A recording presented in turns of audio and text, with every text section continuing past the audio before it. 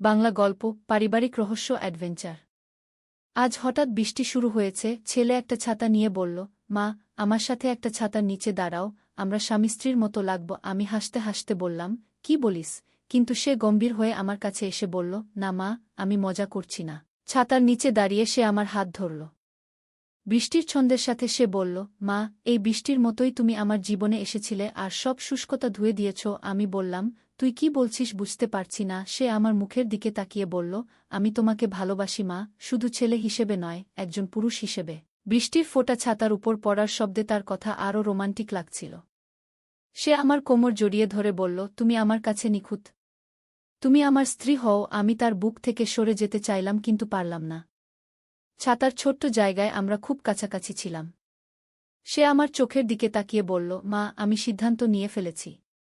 আমি তোমাকে বিয়ে করব। বৃষ্টির ফোঁটা আমার গালে লাগছিল নাকি চোখের জল, বুঝতে পারছিলাম না। এই গল্পটি সম্পূর্ণ শুনলে আপনাদের পানি অটোমেটিক বের হয়ে যাবে, সো যত দ্রুত সম্ভব হাতের কাছে টিস্যু নিয়ে বসে পড়ুন। বিছানার চাদর যেন নষ্ট না হয় সেটা সম্পূর্ণ খেয়াল রাখার অনুরোধ জানিয়ে গল্পটি এখন শুরু করব। তার আগের সর্বশেষ অনুরোধ, দয়া করে এমন পানি বের করার গল্প নিয়মিত শুনতে আমাদের চ্যানেলটি সকলেই সাবস্ক্রাইব করুন। ধন্যবাদ। হ্যালো বন্ধুরা, আমার নাম রূপালী দত্ত। আমার বয়স ৩৯ বছর। আমার স্বামীর নাম সৌরভ দত্ত, বয়স ৫২ বছর। আমাদের ২ সন্তান, রিয়ান আর তনিমা। রিয়ান ২১ বছর বয়সী, ইউনিভার্সিটিতে পড়ে। তনিমা ১৪ বছর বয়সী, স্কুলে যায়। গত সপ্তাহের ঘটনা। আমি রান্নাঘরে দাঁড়িয়ে সবজি কাটছিলাম। হঠাৎ রিয়ান এসে আমার পিছনে দাঁড়াল। তার আচরণ অস্বাভাবিক লাগল আমার।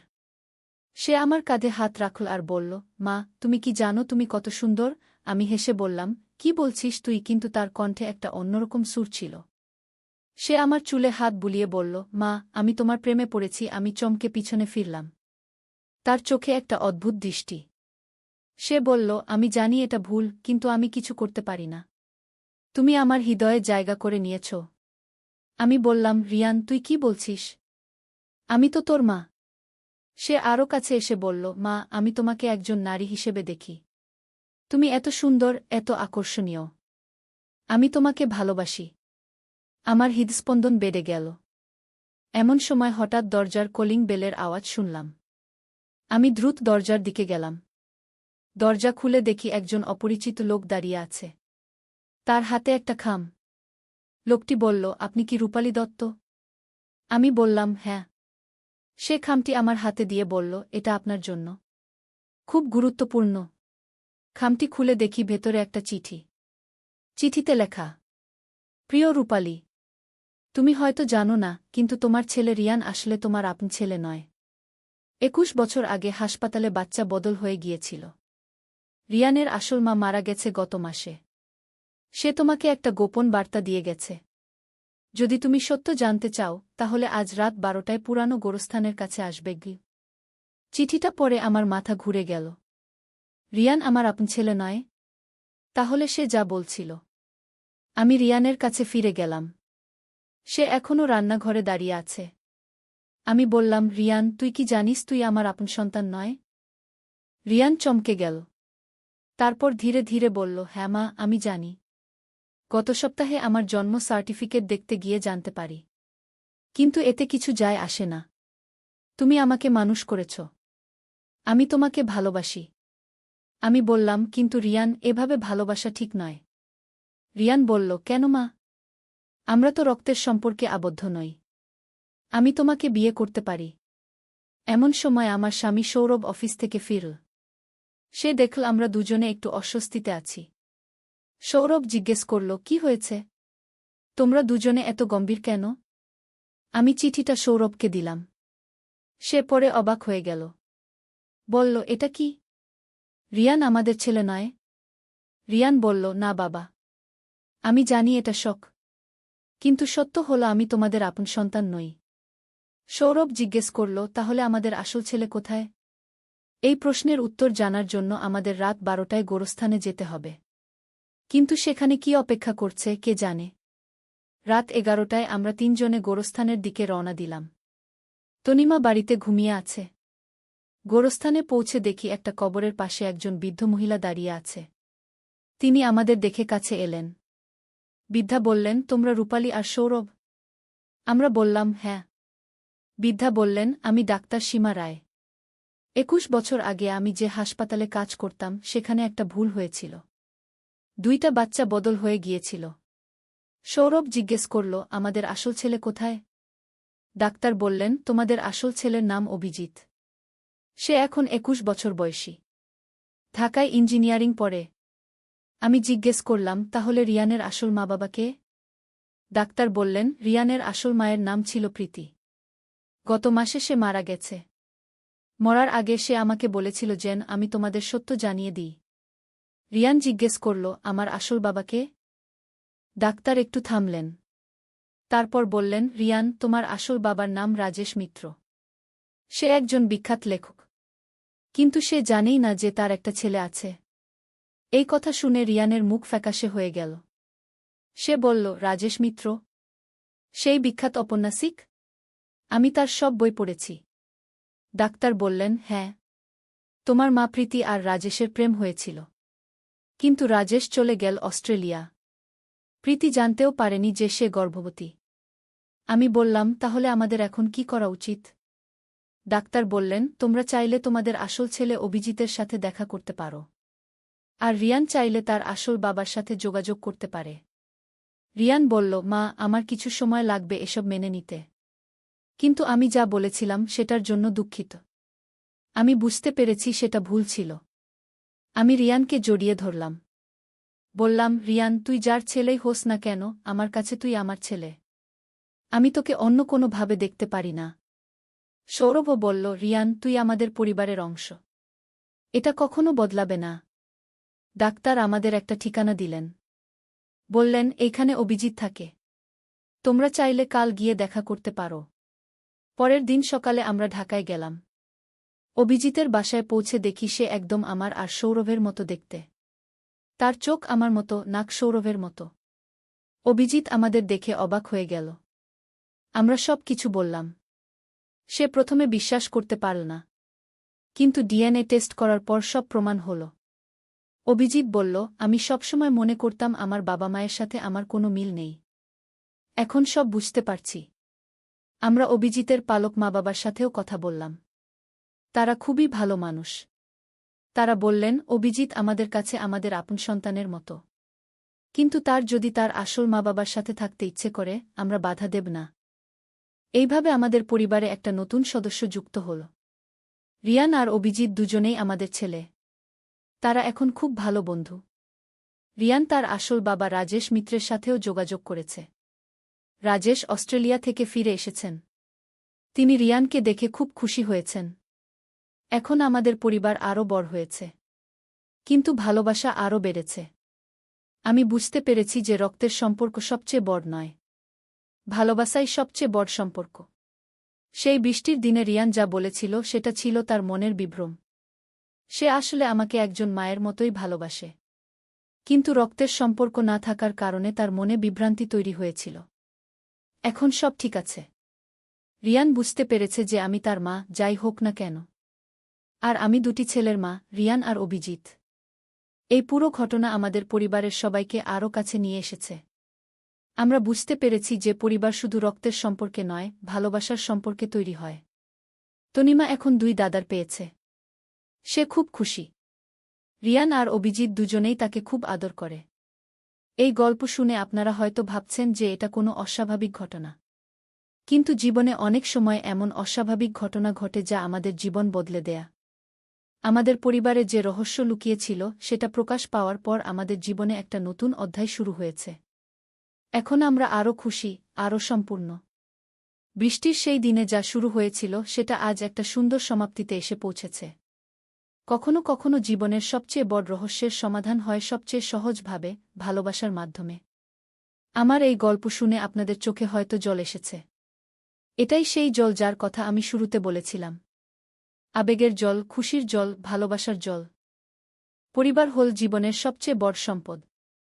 আর ভালোবাসা হল সেই সম্পদের সবচেয়ে মূল্যবান অংশ। আমার পরিবারের এই গল্প হয়তো অনেকের কাছে অবিশ্বাস্য মনে হবে। কিন্তু ভালোবাসার কাছে অসম্ভব বলে কিছু নেই। কিছুদিন পর আমাদের পরিবারে আরেকটি রহস্যময় ঘটনা ঘটল। রিয়ান একদিন আমার কাছে এসে বলল, মা, আমি একটা অদ্ভুত স্বপ্ন দেখছি রোজ। সেই স্বপ্নে আমি একটা পুরানো বাড়ি দেখি। সেখানে একজন মহিলা আমাকে ডাকছেন। আমি বললাম, কেমন মহিলা? রিয়ান বলল, তার চেহারা খুব পরিচিত লাগে। মনে হয় তাকে আগে কোথাও দেখেছি। তিনি বলেন, রিয়ান, আমার কাছে আয়। আমার একটা গোপন কথা আছে গি। আমি ভাবলাম এটা হয়তো তার আসল মা প্রীতির কথা ভাবতে ভাবতে এমন স্বপ্ন দেখছে। কিন্তু রিয়ান বলল, না মা, এই মহিলা প্রীতি নন। তিনি অন্য কেউ। সেদিন রাতে রিয়ান আবার সেই স্বপ্ন দেখল। এবার সেই মহিলা তাকে একটা ঠিকানা দিলেন। রিয়ান সকালে উঠে আমাদের বলল, মা, আমাকে সেই জায়গায় যেতে হবে। সৌরভ বলল, স্বপ্নের জন্য এত পাগল হওয়ার কি আছে? কিন্তু রিয়ান অনেক জেদ করল। শেষে আমরা তার সাথে সেই ঠিকানায় গেলাম। দেখি সেখানে সত্যিই একটা পুরানো বাড়ি আছে। বাড়িটা দেখতে একদম রিয়ানের স্বপ্নের মতো। বাড়ির দরজা খোলা। ভেতরে গিয়ে দেখি একজন বৃদ্ধা বসে আছেন। তিনি রিয়ানকে দেখে বললেন, এসেছিস রিয়ান? আমি তোর জন্য অপেক্ষা করছিলাম। রিয়ান অবাক হয়ে বলল, আপনি কে? আমি আপনাকে কিভাবে চিনি? বৃদ্ধা বললেন, আমি তোর দাদি। তোর আসল মা প্রীতির মা। আমার নাম কমলা দেবী। আমরা সবাই চমকে গেলাম। রিয়ানের দাদি এখনও বেঁচে আছেন? কমলা দেবী বললেন, প্রীতি মারা যাওয়ার পর আমি খোঁজ নিয়ে জানতে পারলাম রিয়ানের কথা। আমি তোকে স্বপ্নের মাধ্যমে ডেকেছি। রিয়ান বলল, দাদি, আপনি কি আসলেই স্বপ্নে আসতে পারেন? কমলা দেবী হাসলেন। বললেন, আমাদের পরিবারে একটা বিশেষ ক্ষমতা আছে। আমরা মনের শক্তি দিয়ে অন্যদের স্বপ্নে যেতে পারি। সৌরভ বলল, এসব কি বলছেন? এগুলো তো বিজ্ঞানের দৃষ্টিতে অসম্ভব। কমলা দেবী বললেন, বিজ্ঞান সব কিছু ব্যাখ্যা করতে পারে না। প্রকৃতির অনেক রহস্য এখনও অজানা। তিনি রিয়ানকে বললেন, তুই যদি চাস, আমি তোকে এই ক্ষমতা শেখাতে পারি। রিয়ান উৎসুক হয়ে বলল, সত্যি? কমলা দেবী বললেন, হ্যাঁ। কিন্তু এর জন্য তোকে অনেক সাধনা করতে হবে। মন শান্ত রাখতে হবে। ধ্যান করতে হবে।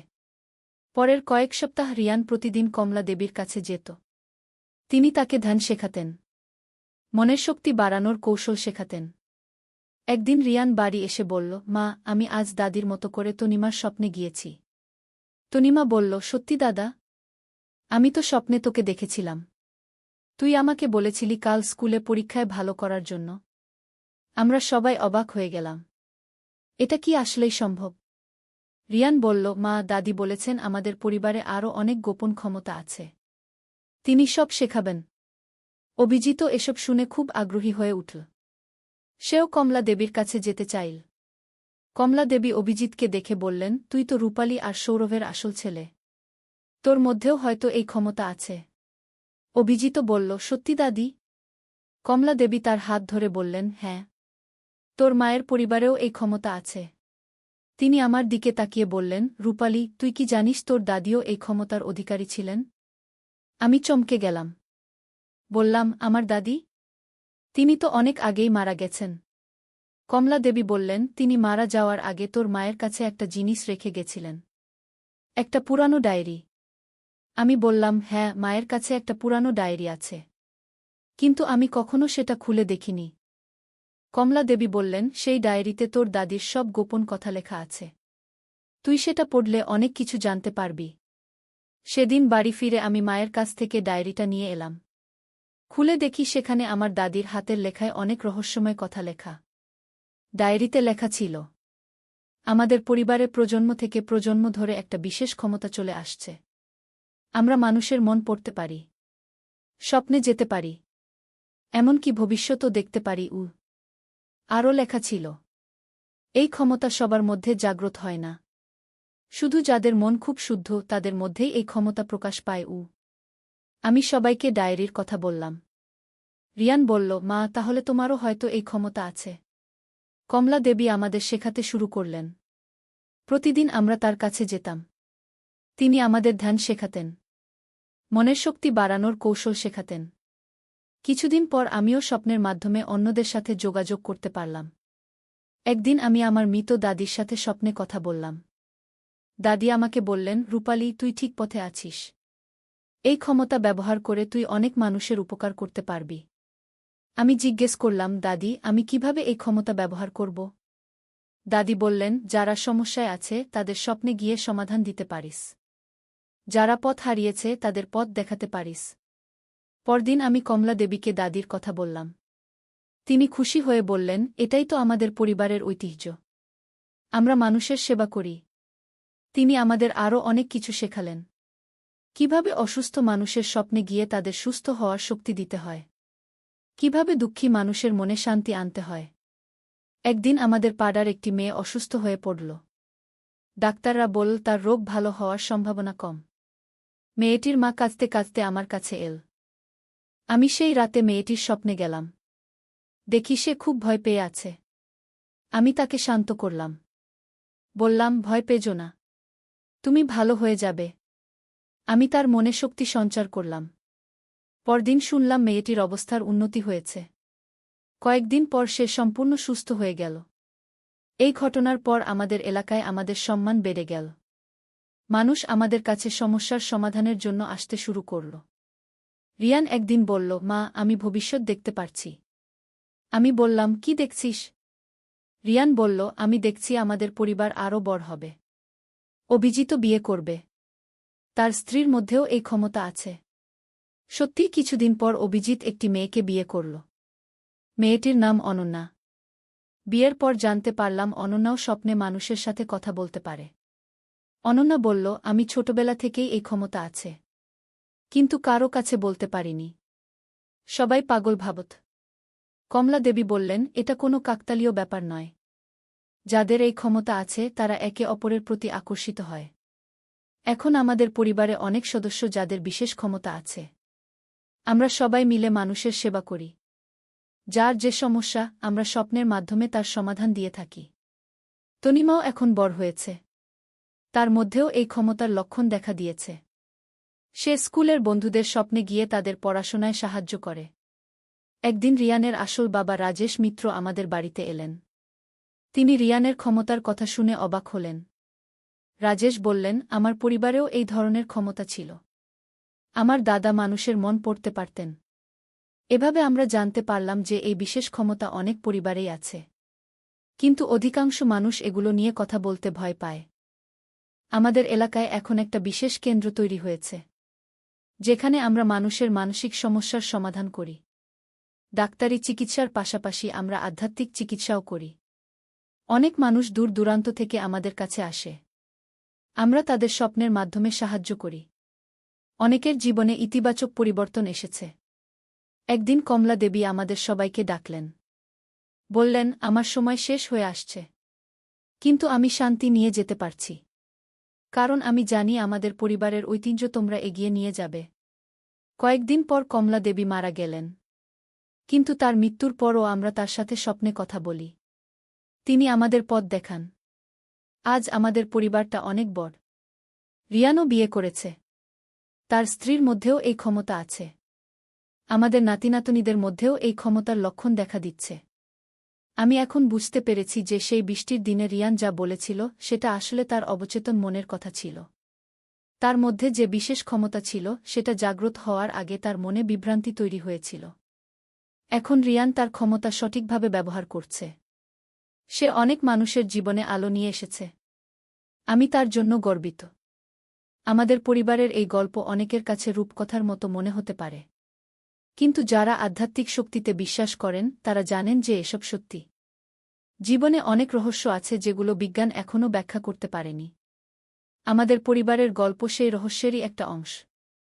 আমি যখন এই গল্প বলছি তখন হয়তো অনেকে ভাবছেন এসব কি আদৌ সম্ভব। আমি বলবো, মন খোলা রেখে চিন্তা করুন। জীবনে অনেক অলৌকিক ঘটনা ঘটে যা আমরা ব্যাখ্যা করতে পারি না। আমাদের পূর্বপুরুষরা বিশ্বাস করতেন যে মানুষের মনের শক্তি অসীম।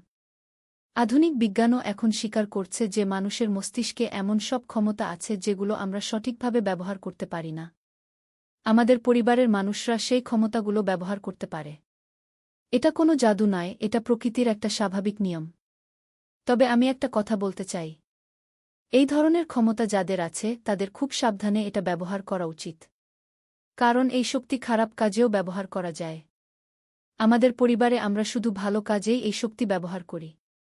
মানুষের উপকারেই এই শক্তি ব্যয় করি। এই গল্পের শেষে আমি বলতে চাই যে জীবনে যত রহস্যই থাকুক, ভালোবাসাই সবচেয়ে বড় শক্তি। আমাদের পরিবারের সব ক্ষমতার মূলে আছে ভালোবাসা। যদি আপনাদের মধ্যেও কেউ এই ধরনের অভিজ্ঞতার সম্মুখীন হন, তাহলে ভয় পাবেন না। এটাকে ইতিবাচকভাবে ব্যবহার করার চেষ্টা করুন। আর সবসময় মনে রাখবেন, যে শক্তিই থাকুক, সেটা মানুষের কল্যাণেই ব্যবহার করা উচিত। নূরের আলো, একটি সম্পূর্ণ ইসলামিক কাহিনী। প্রথম অধ্যায়, শুরুর গল্প। মধ্যযুগের বাগদাদ শহরে হাসান নামে এক যুবক বাস করত। তার বাবা ছিলেন একজন বিখ্যাত আলেম এবং মা ছিলেন অত্যন্ত ধর্মপরায়ণ। কিন্তু হাসান ছিল সম্পূর্ণ বিপরীত। সে দিনরাত বন্ধুদের সাথে আমোদ-প্রমোদে মত্ত থাকত, নামাজ পড়ত না, কোরআন তেলাওয়াত করত না। হাসানের বাবা আবদুল্লাহ ছিলেন বাগদাদের একজন প্রসিদ্ধ ইমাম। প্রতিদিন সকালে ফজরের নামাজের পর তিনি তার ছেলের জন্য দোয়া করতেন। তার চোখে অশ্রু গড়িয়ে পড়ত যখন তিনি দেখতেন হাসান রাতের পর রাত বাড়ি ফিরছে না। হে আল্লাহ, আমার ছেলেকে হেদায়েত দান করুন, তিনি প্রতিদিন কাঁদতে কাঁদতে দোয়া করতেন। হাসানের মা আমিনা প্রতি রাতে তাহাজ্জুদের নামাজে দাঁড়িয়ে তার ছেলের জন্য দোয়া করতেন। তার হৃদয় ভেঙে যেত যখন দেখতেন হাসান মসজিদে আসে না, বরং খারাপ সঙ্গীদের সাথে সময় কাটায়। দ্বিতীয় অধ্যায়, পথভ্রষ্টতার চরম। হাসান দিন দিন আরও খারাপের দিকে যাচ্ছিল। সে জুয়া খেলা শুরু করেছিল, মদ্যপান করত এবং চুরি ডাকাতিতেও লিপ্ত হয়েছিল। তার বন্ধুরা ছিল একদল দুর্বৃত্ত যারা তাকে আরও পাপের পথে টেনে নিয়ে যাচ্ছিল। একদিন হাসান এবং তার বন্ধুরা একটি বড় ডাকাতির পরিকল্পনা করল। তারা শহরের সবচেয়ে ধনী ব্যবসায়ী আবু ইউসুফের বাড়িতে ডাকাতি করার সিদ্ধান্ত নিল। আবু ইউসুফ ছিলেন একজন অত্যন্ত ধর্মপরায়ণ ব্যক্তি যিনি তার সম্পদের একটি বড় অংশ গরিব দুঃখীদের মধ্যে দান করতেন। পরিকল্পনা অনুযায়ী তারা রাতের অন্ধকারে আবু ইউসুফের বাড়িতে প্রবেশ করল। কিন্তু সেখানে গিয়ে হাসান একটি দৃশ্য দেখল যা তার জীবনটাই বদলে দিল। তৃতীয় অধ্যায়, প্রথম আলোর ঝলক। আবু ইউসুফের বাড়িতে ঢুকে হাসান দেখল বৃদ্ধ আবু ইউসুফ তাহাজ্জুদের নামাজে দাঁড়িয়ে আছেন। তিনি কান্নায় ভেঙে পড়ে আল্লাহর কাছে দোয়া করছিলেন। হে আল্লাহ, আমাদের শহরের যুবকরা পথভ্রষ্ট হয়ে যাচ্ছে। তাদেরকে সঠিক পথ দেখান। বিশেষ করে ইমাম আবদুল্লাহর ছেলে হাসানের জন্য দোয়া করি। তার বাবা মা কতই না কষ্ট পাচ্ছেন। হে আল্লাহ, হাসানকে হেদায়েত দান করুন গো। এই কথা শুনে হাসানের হৃদয় কেঁপে উঠল। তার চোখে পানি এসে গেল। সে বুঝতে পারল যে এই মানুষটি, যাকে সে ডাকাতি করতে এসেছে, তার জন্যই দোয়া করছেন। হাসান চুপচাপ বাড়ি থেকে বেরিয়ে এল। তার বন্ধুরা জিজ্ঞেস করল কেন সে ডাকাতি করল না। হাসান কিছু বলল না, শুধু বলল, আজ আর পারছি না গি। সেই রাতে হাসান ঘুমাতে পারল না। বারবার তার কানে বাজছিল আবু ইউসুফের দোয়ার কথা। প্রথমবারের মতো তার অন্তরে অনুশোচনা জাগল। চতুর্থ অধ্যায়, পরিবর্তনের শুরু। পরদিন সকালে হাসান তার বাবার কাছে গেল। আবদুল্লাহ তখন কোরআন তেলাওয়াত করছিলেন। হাসানকে দেখে তিনি অবাক হলেন, কারণ এত সকালে হাসান কখনো ঘর থেকে বের হতো না। বাবা, হাসান কাঁদতে কাঁদতে বলল, আমি অনেক পাপ করেছি। আল্লাহ কি আমাকে ক্ষমা করবেন? আবদুল্লাহর চোখে খুশির অশ্রু এসে গেল। তিনি তার ছেলেকে বুকে জড়িয়ে ধরে বললেন, বেটা, আল্লাহ অত্যন্ত ক্ষমাশীল। তিনি বলেছেন, যে তওবা করে এবং সৎকর্ম করে, আল্লাহ তার পাপগুলোকে পুণ্যে পরিবর্তিত করে দেন। সেই দিন থেকে হাসানের জীবনে নতুন অধ্যায় শুরু হল। সে প্রতিদিন 5 ওয়াক্ত নামাজ পড়তে শুরু করল, কোরআন শেখা শুরু করল এবং তার পুরানো বন্ধুদের সাথে সম্পর্ক ছিন্ন করল। পঞ্চম অধ্যায়, জ্ঞান অর্জনের পথে। হাসান ইসলামিক শিক্ষা নিতে শুরু করল। তার বাবা তাকে বিভিন্ন আলেমদের কাছে পাঠাতে শুরু করলেন। হাসান হাদিস, ফিকহ, তাফসির সব বিষয়ে জ্ঞান অর্জন করতে লাগল। 3 বছর পর হাসান একজন ভালো আলেম হয়ে উঠল। কিন্তু তার মনে এক প্রশ্ন ঘুরপাক খাচ্ছিল, তার অতীতের পাপের জন্য সে কিভাবে কাফফারা দেবে। একদিন তার বাবা তাকে বললেন, বেটা, তোমার শেখার সময় শেষ। এখন সময় এসেছে মানুষের কাজে আসার। আমি চাই তুমি শহরের গরিব মানুষদের সেবা করগু। হাসান তার বাবার কথা মেনে নিল। সে গরিব এলাকায় গিয়ে একটি ছোট মাদ্রাসা ও এতিমখানা প্রতিষ্ঠা করল। সেখানে সে গরিব শিশুদের বিনামূল্যে শিক্ষা দিতে শুরু করল। ষষ্ঠ অধ্যায়, সেবার মধ্যে শান্তি। হাসানের মাদ্রাসায় দিন দিন ছাত্রের সংখ্যা বাড়তে থাকল। সে শুধু দিনী শিক্ষা নয়, দুনিয়াবী শিক্ষাও দিত। তার উদ্দেশ্য ছিল এমন মুসলমান তৈরি করা যারা দিন ও দুনিয়া দুটোতেই সফল হবে। এতিমখানায় তিনি 500টি এতিম শিশুর দেখাশোনা করতেন। তাদের খাওয়া পড়া চিকিৎসা সবকিছুর ব্যবস্থা করতেন। রাতে তিনি তাদের ঘুম পাড়ানোর জন্য ইসলামিক গল্প বলতেন। একদিন এক ছোট্ট এতিম বাচ্চা তাকে জিজ্ঞেস করল, চাচা, আপনি কেন আমাদের এত সেবা করেন? আমাদের তো কোনো আত্মীয় নেই গু। হাসানের চোখে পানি এসে গেল। তিনি বাচ্চাটিকে কোলে নিয়ে বললেন, তোমরা সবাই আমার সন্তানের মতো। আল্লাহ তায়ালা বলেছেন, যে এতিমদের সেবা করবে সে জান্নাতে আমার সাথে থাকবে গু। সপ্তম অধ্যায়, বিপদের মোকাবেলা। হাসানের ভালো কাজ দেখে কিছু লোক হিংসা করতে শুরু করল। তারা শহরের কর্তৃপক্ষের কাছে মিথ্যা অভিযোগ করল যে হাসান রাজনৈতিক ষড়যন্ত্র করছে। একদিন রাতে সরকারি সৈন্যরা এসে হাসানকে গ্রেফতার করল। তাকে কারাগারে রাখা হল। কারাগারে বসে হাসান আল্লাহর কাছে দোয়া করতে লাগল। হে আল্লাহ, যদি এই বিপদ আমার কোনো ভুলের কারণে হয়ে থাকে তাহলে আমাকে ক্ষমা করুন। আর যদি এটা আমার পরীক্ষা হয় তাহলে আমাকে ধৈর্য দান করুন। কারাগারে অন্য বন্দীরা তার কাছে ইসলাম সম্পর্কে জানতে চাইত। হাসান তাদের কোরআনের আয়াত শেখাতেন, হাদিস বলতেন। ধীরে ধীরে অনেক বন্দী তওবা করে সৎপথে ফিরে এল। অষ্টম অধ্যায়, সত্যের জয়। 3 মাস পর সত্য প্রকাশ পেল। যারা হাসানের বিরুদ্ধে মিথ্যা অভিযোগ করেছিল তাদের আসল উদ্দেশ্য ফাঁস হয়ে গেল। তারা চেয়েছিল হাসানের জমিজমা দখল করতে। হাসান কারাগার থেকে মুক্তি পেল। সাথে সাথে অনেক বন্দীও তার সাথে বেরিয়ে এল যারা কারাগারেই তওবা করে মুসলমান হয়েছিল। শহরবাসী হাসানকে বীরের মতো সংবর্ধনা দিল। কিন্তু হাসান বলল, এই সব প্রশংসা আল্লাহর। আমি তো কেবল তার একজন বান্দাগু। হাসান আবার তার এতিমখানা ও মাদ্রাসার কাজে মনোযোগ দিল। এবার তার সাথে যুক্ত হল কারাগার থেকে আসা সেই তবাকারী লোকেরা। নবম অধ্যায়, হজের সফর। 4 বছর বয়সে হাসান হজ করার সিদ্ধান্ত নিল। তিনি তার এতিমখানা ও মাদ্রাসার দায়িত্ব তার ছাত্রদের হাতে দিয়ে পবিত্র মক্কার উদ্দেশ্যে রওনা হলেন। মক্কায় পৌঁছে কাবা শরীফ দেখার পর হাসানের অবস্থা হল অন্যরকম। তিনি কাঁদতে কাঁদতে তোয়াফ করলেন। প্রতিটি চক্করে তিনি আল্লাহর কাছে নিজের, তার পরিবারের এবং সারা বিশ্বের মুসলমানদের জন্য দোয়া করলেন।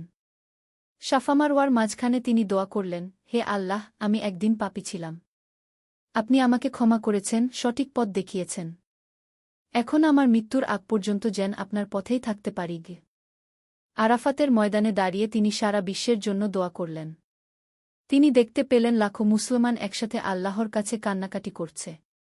এই দৃশ্য দেখে তার হৃদয় আল্লাহর ভালোবাসায় ভরে গেল। দশম অধ্যায়, ফেরার পথে নতুন পরিকল্পনা। হজ শেষে মদিনায় গিয়ে হাসান রাসূল শাহ এর রওজা জিয়ারত করলেন। সেখানে দাঁড়িয়ে তিনি অনুভব করলেন যেন রাসূল শাহ তার সাথে কথা বলছেন। তিনি মনে মনে প্রতিজ্ঞা করলেন যে ফিরে গিয়ে আরও বেশি মানুষের সেবা করবেন। শুধু তার শহরে নয়, আশেপাশের গ্রামগুলোতেও শিক্ষার আলো ছড়িয়ে দেবেন। হজ থেকে ফেরার পথে তিনি বিভিন্ন শহরে থেমে সেখানকার আলেম ও দায়ীদের সাথে মিলিত হলেন। তিনি বুঝতে পারলেন যে ইসলামিক শিক্ষা ছড়ানোর জন্য একটি বড় নেটওয়ার্ক দরকার। একাদশ অধ্যায়, স্বদেশে প্রত্যাবর্তন ও নতুন উদ্যোগ। বাগদাদে ফিরে এসে হাসান দেখলেন তার এতিমখানা ও মাদ্রাসা আরও বড় হয়েছে। তার ছাত্ররা চমৎকারভাবে সব কিছু পরিচালনা করেছে। তিনি এবার একটি বড় পরিকল্পনা নিলেন। তিনি ঠিক করলেন যে শুধু একটি মাদ্রাসা নয়, একটি পূর্ণাঙ্গ ইসলামিক বিশ্ববিদ্যালয় প্রতিষ্ঠা করবেন। সেখানে ইসলামিক শিক্ষার পাশাপাশি গণিত, চিকিৎসাশাস্ত্র, জ্যোতির্বিদ্যা, দর্শন সব বিষয় পড়ানো হবে। এই পরিকল্পনা বাস্তবায়নের জন্য তিনি শহরের ধনী ব্যবসায়ীদের কাছে গেলেন। আবু ইউসুফ, যার বাড়িতে একদিন সে ডাকাতি করতে গিয়েছিল, তিনিই সবার আগে এগিয়ে এলেন। হাসান, আবু ইউসুফ বললেন, আল্লাহ আমার দোয়া কবুল করেছেন। তুমি এখন আমাদের গর্ব। এই বিশ্ববিদ্যালয়ের জন্য আমার সম্পদের অর্ধেক দান করলাম গ। দ্বাদশ অধ্যায়, বিশ্ববিদ্যালয়ের প্রতিষ্ঠা। 2 বছর পরিশ্রমের পর দারুল হিকমাহ নামে একটি বিশ্ববিদ্যালয় প্রতিষ্ঠিত হল। এখানে বিশ্বের বিভিন্ন প্রান্ত থেকে ছাত্ররা পড়তে আসত। গ্রিক, ফার্সি, হিন্দি, আরবি সব ভাষার বই এই বিশ্ববিদ্যালয়ের লাইব্রেরিতে সংগ্রহ করা হল। হাসান নিজে এই বিশ্ববিদ্যালয়ের প্রিন্সিপাল হলেন। তিনি এমন একটি শিক্ষা ব্যবস্থা চালু করলেন যেখানে ছাত্ররা জ্ঞান অর্জনের পাশাপাশি চরিত্র গঠনেও মনোযোগ দিত। প্রতিদিন ফজরের পর তিনি ছাত্রদের কোরআন তেলাওয়াত শেখাতেন। দুপুরে হাদিস ও ফিকহের ক্লাস নিতেন। বিকেলে বিজ্ঞান ও দর্শনের আলোচনা হতো। রাতে তিনি ছাত্রদের সাথে বসে জীবনের বিভিন্ন সমস্যার সমাধান নিয়ে আলোচনা করতেন। ত্রয়োদশ অধ্যায়, বিয়ে ও পারিবারিক জীবন। 4-5 বছর বয়সে হাসানের বাবা মা তাকে বিয়ের জন্য চাপ দিলেন। হাসান বললেন, আমার কাজই হল আমার সংসার। এতিম বাচ্চারা আমার সন্তান গু। কিন্তু তার বাবা বললেন, বেটা, রাসূল শাহ বলেছেন, বিবাহ আমার সুন্নত। তুমি বিয়ে কর, তাহলে তোমার জীবন আরও সুন্দর হবে গু। হাসান তার বাবার কথা মেনে নিলেন। তিনি ফাতেমা নামে এক ধার্মিক মেয়েকে বিয়ে করলেন। ফাতেমাও ছিল অত্যন্ত পড়াশোনা জানা এবং সমাজসেবায় আগ্রহী। বিয়ের পর ফাতেমা হাসানের কাজে অংশীদার হয়ে গেল। তিনি মেয়েদের জন্য আলাদা মাদ্রাসা খুললেন।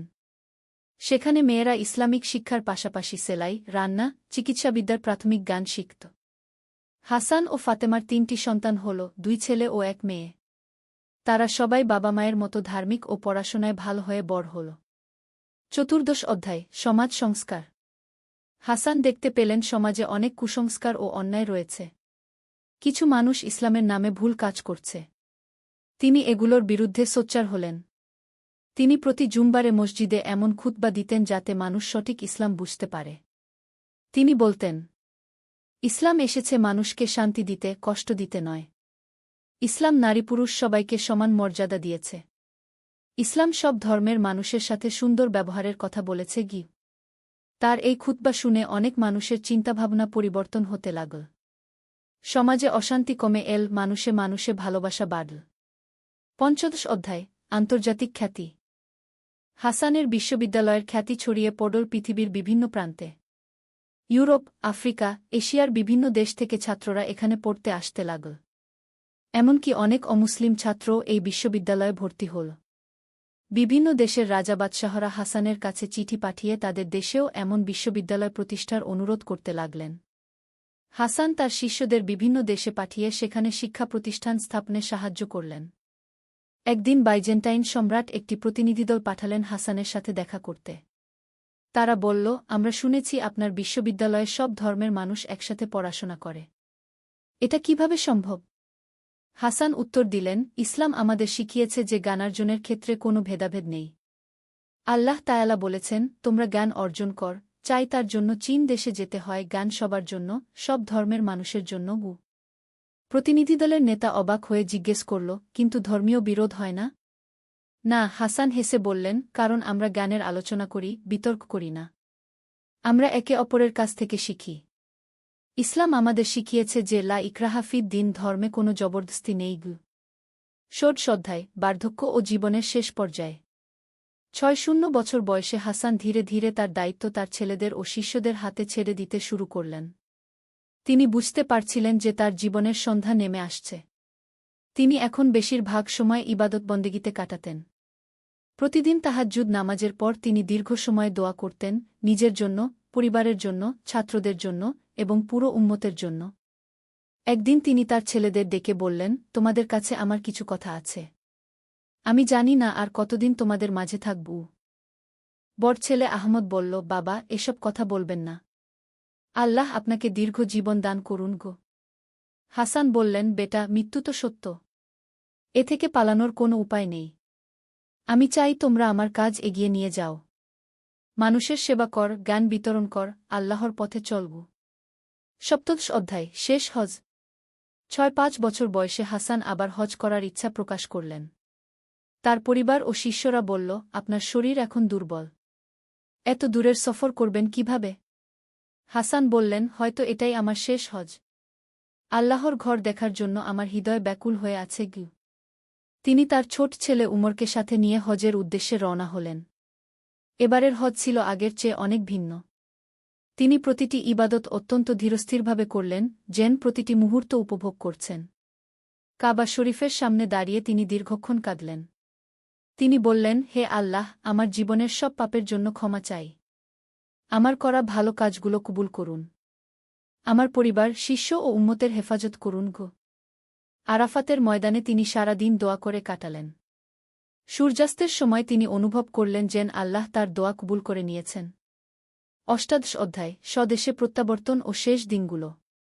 হজ থেকে ফিরে এসে হাসান দেখলেন তার প্রতিষ্ঠানগুলো আরও উন্নতি করেছে। নতুন নতুন শাখা খোলা হয়েছে। হাজার হাজার ছাত্রছাত্রী পড়াশোনা করছে। তিনি তার জীবনের শেষ বছরটা কাটালেন মানুষদের উপদেশ দিয়ে। প্রতিদিন বিকেলে তিনি মসজিদে বসতেন। মানুষরা এসে তাদের বিভিন্ন সমস্যার কথা বলত। তিনি কোরআন ও হাদিসের আলোকে তাদের সমাধান দিতেন। একদিন এক যুবক এসে বলল, হুজুর, আমি অনেক পাপ করেছি। আল্লাহ কি আমাকে ক্ষমা করবেন? হাসান তার নিজের জীবনের কথা মনে করে বললেন, বেটা, আল্লাহর রহমত অসীম। তুমি সত্যিকারের তওবা কর, আল্লাহ তোমাকে অবশ্যই ক্ষমা করবেন। আমি নিজেই এর জীবন্ত প্রমাণ। 19তম অধ্যায়, জীবনাবসান। 6-8 বছর বয়সে একদিন ফজরের নামাজের পর হাসান অসুস্থ হয়ে পড়লেন। ডাক্তাররা এসে বললেন তার শরীর এখন খুবই দুর্বল। হয়তো বেশি দিন নেই। হাসান তার পরিবার ও নিকটজনদের ডেকে বললেন, আমার সময় শেষ হয়ে আসছে। তোমরা আমার জন্য দুঃখ করো না। আমি আল্লাহর কাছে যাচ্ছি। এটা খুশির ব্যাপার। তিনি তার স্ত্রী ফাতেমাকে বললেন, আমার পর তুমি এতিমখানার দেখাশোনা করবে। মেয়েদের শিক্ষার ব্যাপারে নজর রাখবে। ছেলেদের বললেন, তোমরা সবসময় ন্যায়ের পথে থাকবে। মানুষের সেবা করবে। জ্ঞানের আলো ছড়িয়ে দেবে। শিষ্যদের বললেন, তোমরা আমার কাজ চালিয়ে যাবে। ইসলামের সত্যিকারের বাণী মানুষের কাছে পৌঁছে দেবে। 20তম অধ্যায়, মৃত্যু ও পরবর্তী প্রভাব। একটি জুমবারের দিন ফজরের নামাজের পর হাসান শেষবারের মতো কালেমা পড়ে আল্লাহর ডাকে সাড়া দিলেন। তার মুখে ছিল শান্তির হাসি। তার মৃত্যুর খবর পেয়ে সারা শহর থেকে হাজার হাজার মানুষ এল। গরিবধনী, মুসলিম ও মুসলিম সবাই তার জানাজায় অংশগ্রহণ করল। তার এক পুরানো ছাত্র বলল, আমাদের উস্তাদ শুধু একজন শিক্ষক ছিলেন না, তিনি ছিলেন একজন জীবন্ত কোরআন। তার জীবন দেখে আমরা বুঝতাম ইসলাম কী। আবু ইউসুফ, যিনি এখন অনেক বৃদ্ধ, কাঁদতে কাঁদতে বললেন, আল্লাহ আমার দোয়া কবুল করেছিলেন। হাসান সত্যিই একজন আদর্শ মুসলমান হয়েছিল। 21তম অধ্যায়, উত্তরাধিকার। হাসানের মৃত্যুর পর তার প্রতিষ্ঠানগুলো তার ছেলেরা ও শিষ্যরা চালিয়ে নিয়ে গেল। তার স্ত্রী ফাতেমা মেয়েদের শিক্ষার ক্ষেত্রে অগ্রণী ভূমিকা পালন করলেন। হাসানের বড় ছেলে আহমদ বিশ্ববিদ্যালয়ের পরিচালক হলেন। তিনি তার বাবার মতোই জ্ঞান ও সেবার মাধ্যমে মানুষের হৃদয় জয় করলেন। মেজ ছেলে উমর এতিমখানার দায়িত্ব নিলেন। তিনি এতিম শিশুদের শুধু লেখাপড়া নয়, বিভিন্ন কারিগরি বিদ্যাও শেখাতেন যাতে তারা ভবিষ্যতে স্বাবলম্বী হতে পারে। মেয়ে আয়েশা মায়ের সাথে মিলে নারী শিক্ষার ক্ষেত্রে কাজ করলেন। তিনি বিশ্বাস করতেন যে একজন শিক্ষিত নারী একটি পুরো পরিবার ও সমাজকে আলোকিত করতে পারে। 20তম অধ্যায়, দীর্ঘমেয়াদী প্রভাব। হাসানের মৃত্যুর 5-0 বছর পর তার প্রতিষ্ঠিত বিশ্ববিদ্যালয় হয়ে উঠল বিশ্বের অন্যতম শ্রেষ্ঠ শিক্ষাকেন্দ্র। এখানকার গবেষকরা চিকিৎসা, জ্যোতির্বিদ্যা, গণিত, দর্শনে অনেক নতুন আবিষ্কার করলেন। তার এতিমখানা থেকে বেরিয়ে আসা অনেকে পরবর্তীতে বিখ্যাত আলেম, ডাক্তার, প্রকৌশলী, শিক্ষক হয়েছিল। তারা বিশ্বের বিভিন্ন প্রান্তে গিয়ে হাসানের আদর্শ ছড়িয়ে দিল। একদিন এক ইউরোপীয় পর্যটক এই বিশ্ববিদ্যালয় দেখতে এসে অবাক হয়ে বলল, আমি শুনেছিলাম মুসলমানরা অন্ধকারাচ্ছন্ন। কিন্তু এখানে তো জ্ঞানের আলো, সব কিছু উজ্জ্বল। বিশ্ববিদ্যালয়ের এক অধ্যাপক তাকে হাসানের জীবনী শোনালেন। শুনে সেই পর্যটক বলল, এমন মানুষ যে ধর্মে জন্ম নেয় সে ধর্ম অবশ্যই মহান। 23তম অধ্যায়, আজকের দিনে প্রাসঙ্গিকতা। হাসানের কাহিনী শুধু একটি গল্প নয়, এটি আমাদের সবার জন্য শিক্ষার বিষয়। তার জীবন থেকে আমরা শিখতে পারি তবার শক্তি, যত বড় পাপীই হোক, আল্লাহর কাছে সত্যিকারের তবা করলে তিনি ক্ষমা করেন। জ্ঞানের গুরুত্ব। ইসলাম জ্ঞানকে সর্বোচ্চ গুরুত্ব দিয়েছে। জ্ঞান অর্জন প্রত্যেক মুসলমানের উপর ফরজ। সেবার মাহাত্ম্য। নিজের সুখ স্বাচ্ছন্দ্যের চেয়ে মানুষের সেবা বড়।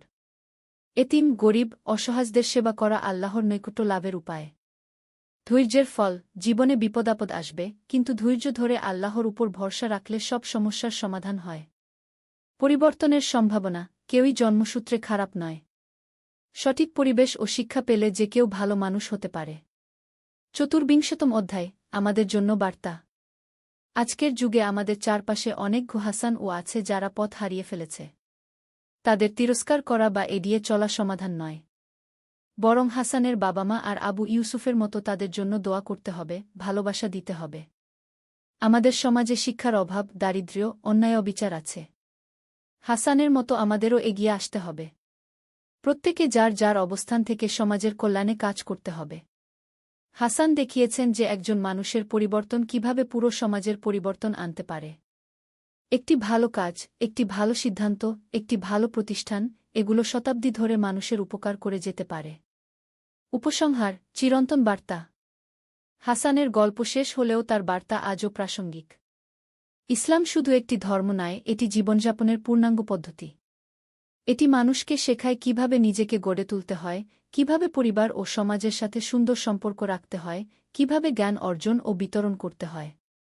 হাসানের জীবন আমাদের বলে যে ভুল করা মানুষের স্বভাব, কিন্তু ভুল থেকে শিক্ষা নিয়ে সঠিক পথে ফেরা মানুষের বিশেষত্ব। আল্লাহ তায়ালা আমাদের সবাইকে হাসানের মতো জীবন যাপনের তৌফিক দান করুন। আল্লাহুম্মা আমিন। শেষ কথা, এই গল্পটি কাল্পনিক হলেও এর শিক্ষা ও বার্তা বাস্তব। ইসলামের সত্যিকারের আদর্শ এখানে তুলে ধরার চেষ্টা করা হয়েছে। আল্লাহ তায়ালা আমাদের সবাইকে এই আদর্শের অনুসারী হওয়ার তৌফিক দান করুন। একদিন আলী সাহেব সোহেলের অফিসে এলেন। সোহেল তাকে দেখে অবাক হয়ে গেল। স্যার, আপনি এখানে? হ্যাঁ সোহেল, তোমার অফিস একবার দেখতে চাইলাম। খুব সুন্দর হয়েছে গু। আলী সাহেব পুরো অফিস ঘুরে দেখলেন, কর্মচারীদের সাথে কথা বললেন। তারপর সোহেলের রুমে এসে বসলেন। সোহেল, তুমি অনেক দূর এসেছ। মনে আছে 7 বছর আগে তুমি যখন আমার অফিসে প্রথম এসেছিলে চা বানানোর কাজ করতে? হ্যাঁ স্যার, সব মনে আছে ইউ। আমি গর্বিত যে আমি তোমাকে একটা সুযোগ দিয়েছিলাম, আর তুমি সেই সুযোগকে কাজে লাগিয়েছ। জানো সফলতার মূল সূত্র কি? কি স্যার? কঠোর পরিশ্রম, সততা আর হাল না ছাড়া। তোমার মধ্যে এই 3টা গুণই আছে গু। সোহেল চোখে জল নিয়ে বলল, আপনি না থাকলে আজ আমি এখানে পৌঁছাতে পারতাম না স্যার। না সোহেল, আমি শুধু একটা দরজা খুলে দিয়েছিলাম। ভেতরে ঢুকে পথ তৈরি করেছ তুমি নিজে গু। আলী সাহেব চলে যাওয়ার আগে বললেন, আমার একটা বড় প্রজেক্ট আছে, একটা 20 ফ্লোর বিজনেস টাওয়ার। আমি চাই তুমি এই প্রজেক্টে আমার সাথে পার্টনার হও। 50-50 রাজি? সোহেল অবাক হয়ে গেল। এত বড় প্রজেক্ট? স্যার, আমার কি যথেষ্ট সামর্থ্য আছে? আছে, আমি বিশ্বাস করি সোহেল রাজি হয়ে গেল।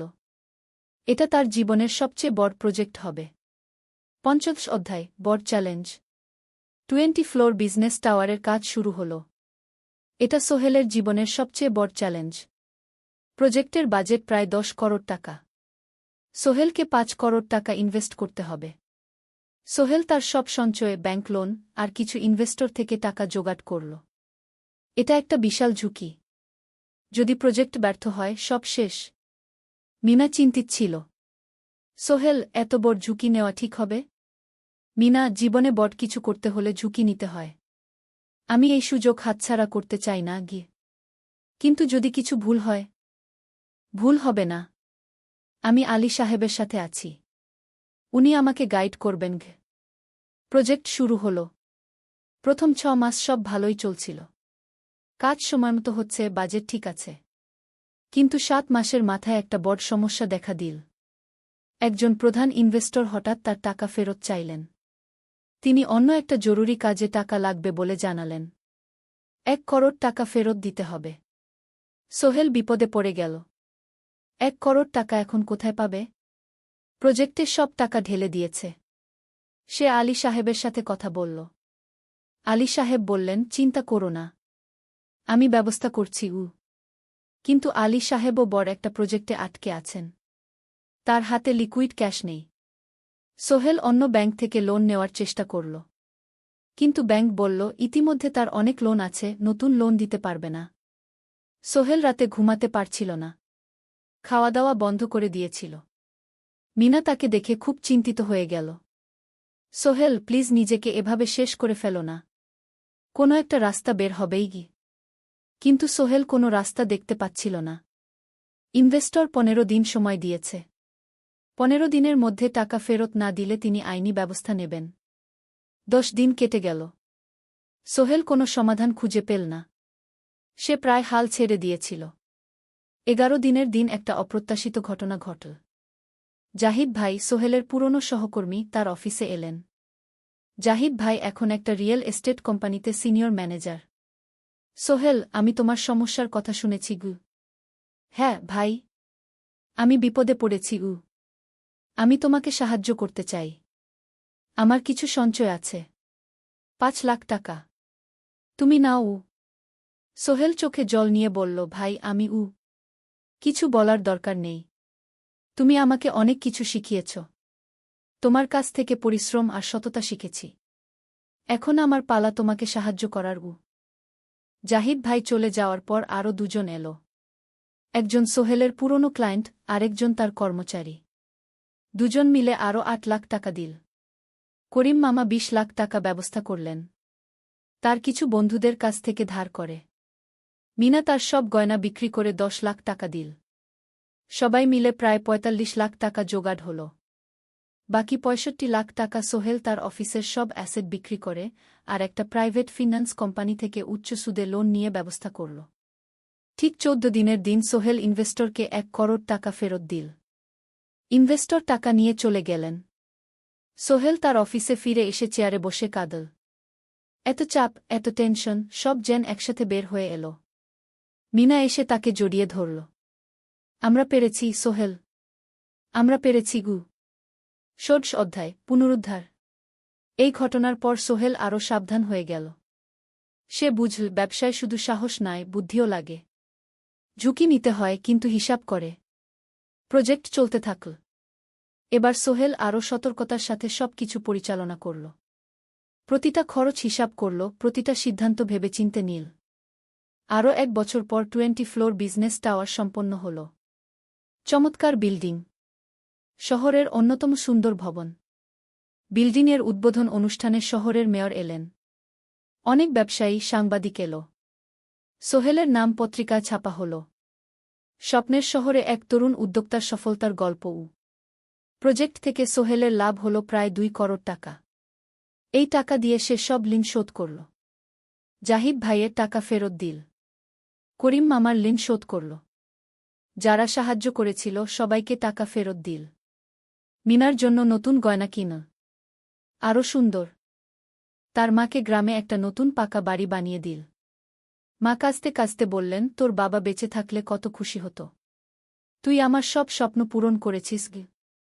সোহেল নিজেদের জন্য একটা ফ্ল্যাট কিনল। ৪ রুমের ফ্ল্যাট, সমুদ্রের কাছে। এখন আর ভাড়া বাড়িতে থাকতে হয় না। সপ্তদশ অধ্যায়, প্রতিদান। সোহেল এখন একজন প্রতিষ্ঠিত উদ্যোক্তা। কিন্তু সে তার শেখ ভোলেনি। যে গ্রাম থেকে সে এসেছে, যারা তাকে সাহায্য করেছে, কাউকেই ভোলেনি। সে তার গ্রামে একটা স্কুল বানিয়ে দিল। সোহেল ফাউন্ডেশন স্কুল কু গরিব ছেলেমেয়েরা ফ্রিতে পড়তে পারবে। ভালো শিক্ষক নিযোগ দিল। ভালো পড়াশোনার ব্যবস্থা করল। শহরে একটা ফ্রি মেডিকেল ক্লিনিক খুলল। গরিব মানুষরা ফ্রিতে চিকিৎসা পাবে। প্রতি বছর ১০ জন মেধাবী কিন্তু গরিব ছাত্রছাত্রীকে স্কলারশিপ দেওয়া শুরু করল। তারা বিনামূল্যে পড়াশোনা করতে পারবে। একদিন একটা টিভি চ্যানেল সোহেলের ইন্টারভিউ নিতে এলো। আপনার সফলতার গোপন সূত্র কি? সোহেল একটু ভেবে বলল, কঠোর পরিশ্রম, সততা আর হাল না ছাড়া। এই ৩টা জিনিস যদি কারো মধ্যে থাকে, সে যে কোনো কিছু অর্জন করতে পারে। আর সবচেয়ে বড় কথা, যারা আমাকে সাহায্য করেছে তাদের ছাড়া আমি কিছুই না। একা কেউ সফল হতে পারে না গি। আপনার পরবর্তী স্বপ্ন কি? আমি চাই আরও মানুষকে সাহায্য করতে। আমার মতো যারা গ্রাম থেকে শহরে আসে তাদের জন্য একটা ট্রেনিং সেন্টার খুলব। তারা সেখানে বিভিন্ন স্কিল শিখতে পারবে। চাকরি পাবে। নিজের পায়ে দাঁড়াতে পারবে গু। অষ্টাদশ অধ্যায়, নতুন প্রজন্ম। আরও ৫ বছর কেটে গেল। সোহেল এখন ৪৫ বছরের। তার মেয়ে সারা এখন ৯ বছরের। স্কুলে ক্লাস 4-এ পড়ে। খুব মেধাবী মেয়ে। একদিন সারা বাবাকে জিজ্ঞেস করল, বাবা, তুমি কিভাবে এত বড় হলে? আমার বন্ধুরা বলে তুমি একজন সফল মানুষ গো। সোহেল তাকে কোলে নিয়ে বসল। বাবা, তুমি জানো তোমার দাদু ছিলেন একজন স্কুল শিক্ষক। খুব সৎ মানুষ। কিন্তু আমরা গরিব ছিলাম। আমি রিকশা চালাতাম গো। রিকশা? সত্যি? হ্যাঁ। তারপর আমি এই শহরে এলাম। অনেক কষ্ট করেছি। কিন্তু হাল ছাড়িনি। মানুষ আমাকে সাহায্য করেছে। আর আমি কঠোর পরিশ্রম করেছি বাবা, আমিও কি তোমার মতো হতে পারব? অবশ্যই পারবে বাবা। তবে মনে রেখো, সফলতা মানে শুধু টাকা পয়সা না। সফলতা মানে ভালো মানুষ হওয়া। অন্যদের সাহায্য করা। সৎ থাকা সারা মাথা নাডল। আমি ভালো মানুষ হব বাবাবু। সোহেল তার মেয়েকে জড়িয়ে ধরল। মনে মনে ভাবল তার জীবনের সব কষ্ট সার্থক হয়েছে। মিনা রান্নাঘর থেকে ডাকল, খাবার তৈরি। এসো। সোহেল সারাকে নিয়ে ডাইনিং টেবিলে গেল। ঋতু এসেছে। সে এখন বিয়ে করেছে, তার একটা ছেলে হয়েছে। সোহেলের মা মাঝে মাঝে চট্টগ্রামে বেড়াতে আসেন। আজও এসেছেন। সবাই মিলে খেতে বসল। হাসিগল্পে ভরা পরিবার। সোহেল তাকাল তার মায়ের দিকে, মিনার দিকে, সারার দিকে, ঋতুর দিকে। মনে হল জীবনে আর কি চাই। খাওয়া শেষে সবাই বসে রইল। গল্প করছিল। হঠাৎ সোহেলের ফোন বাজল। অফিস থেকে। একটা জরুরি বিষয়। সোহেল ফোন রেখে দিয়ে মিনাকে বলল, একটা নতুন প্রজেক্টের প্রস্তাব এসেছে। একটা এতিমখানা বানানোর কাজ। সরকারি প্রজেক্ট। তুমি নেবে? অবশ্যই। এটা আমার স্বপ্নের প্রজেক্ট। যেসব বাচ্চাদের বাবা মা নেই তাদের জন্য একটা সুন্দর জায়গা। মিনা হাসল। তুমি কখনো বদলাও না। এখনো অন্যদের কথা ভাবো। এটাই তো জীবন মিনা। শুধু নিজের জন্য বাঁচলে কি হবে? 49 অধ্যায়, উত্তরাধিকার। 10 বছর আরও কেটে গেল। সোহেল এখন 55 বছরের। তার চুলে পাক ধরেছে। কিন্তু শক্তি এখনও আগের মতোই। সারা এখন 19 বছরের। সে বিশ্ববিদ্যালয়ে ইঞ্জিনিয়ারিং পড়ছে। সে চায় বাবার মতো কনস্ট্রাকশন ইন্ডাস্ট্রিতে কাজ করতে। একদিন সারা বাবাকে বলল, বাবা, আমি তোমার কোম্পানিতে কাজ করতে চাই। এখনও তো তোর পড়াশোনা বাকি। জানি। কিন্তু আমি এখন থেকেই শিখতে চাই। ছুটির দিনে তোমার সাথে সাইটে যেতে চাই। দেখতে চাই কিভাবে কাজ হয়। সোহেল খুশি হয়ে গেল। তার মেয়ে তার পথ অনুসরণ করতে চায়। ঠিক আছে। কিন্তু শর্ত হল, তোকে সবকিছু নিজ থেকে শিখতে হবে। কোনো স্পেশাল ট্রিটমেন্ট পাবি না। আমি তো তাই চাই বাবাগু। সারা তার বাবার সাথে কাজ শিখতে শুরু করল। সে দেখল কিভাবে শ্রমিকরা কাজ করে, কিভাবে ম্যাটেরিয়াল বাছাই করতে হয়, কিভাবে একটা প্রজেক্ট ম্যানেজ করতে হয়। সোহেল তাকে কোনো সহজ পথ দিল না। সারাকেও সবার মতো কষ্ট করতে হল। সাইটে রোদে দাঁড়িয়ে থাকতে হল। শ্রমিকদের সাথে কথা বলতে হল। কিন্তু সারা হাল ছাড়ল না। সে তার বাবার মেয়ে। পরিশ্রম করতে জানে। 3 বছর পর সারা গ্রাজুয়েট হল। সে সোহেলের কোম্পানিতে জুনিয়র প্রজেক্ট ম্যানেজার হিসেবে যোগ দিল। সোহেল ধীরে ধীরে সারাকে বড় দায়িত্ব দিতে শুরু করল। সারা তার বাবার মতোই সৎ, পরিশ্রমী। 20 অধ্যায়, সমাপ্তি নয়, নতুন শুরু। আরও 5 বছর পর। সোহেল এখন 60 বছরের। সে সিদ্ধান্ত নিল, এবার অবসর নেওয়ার সময় এসেছে।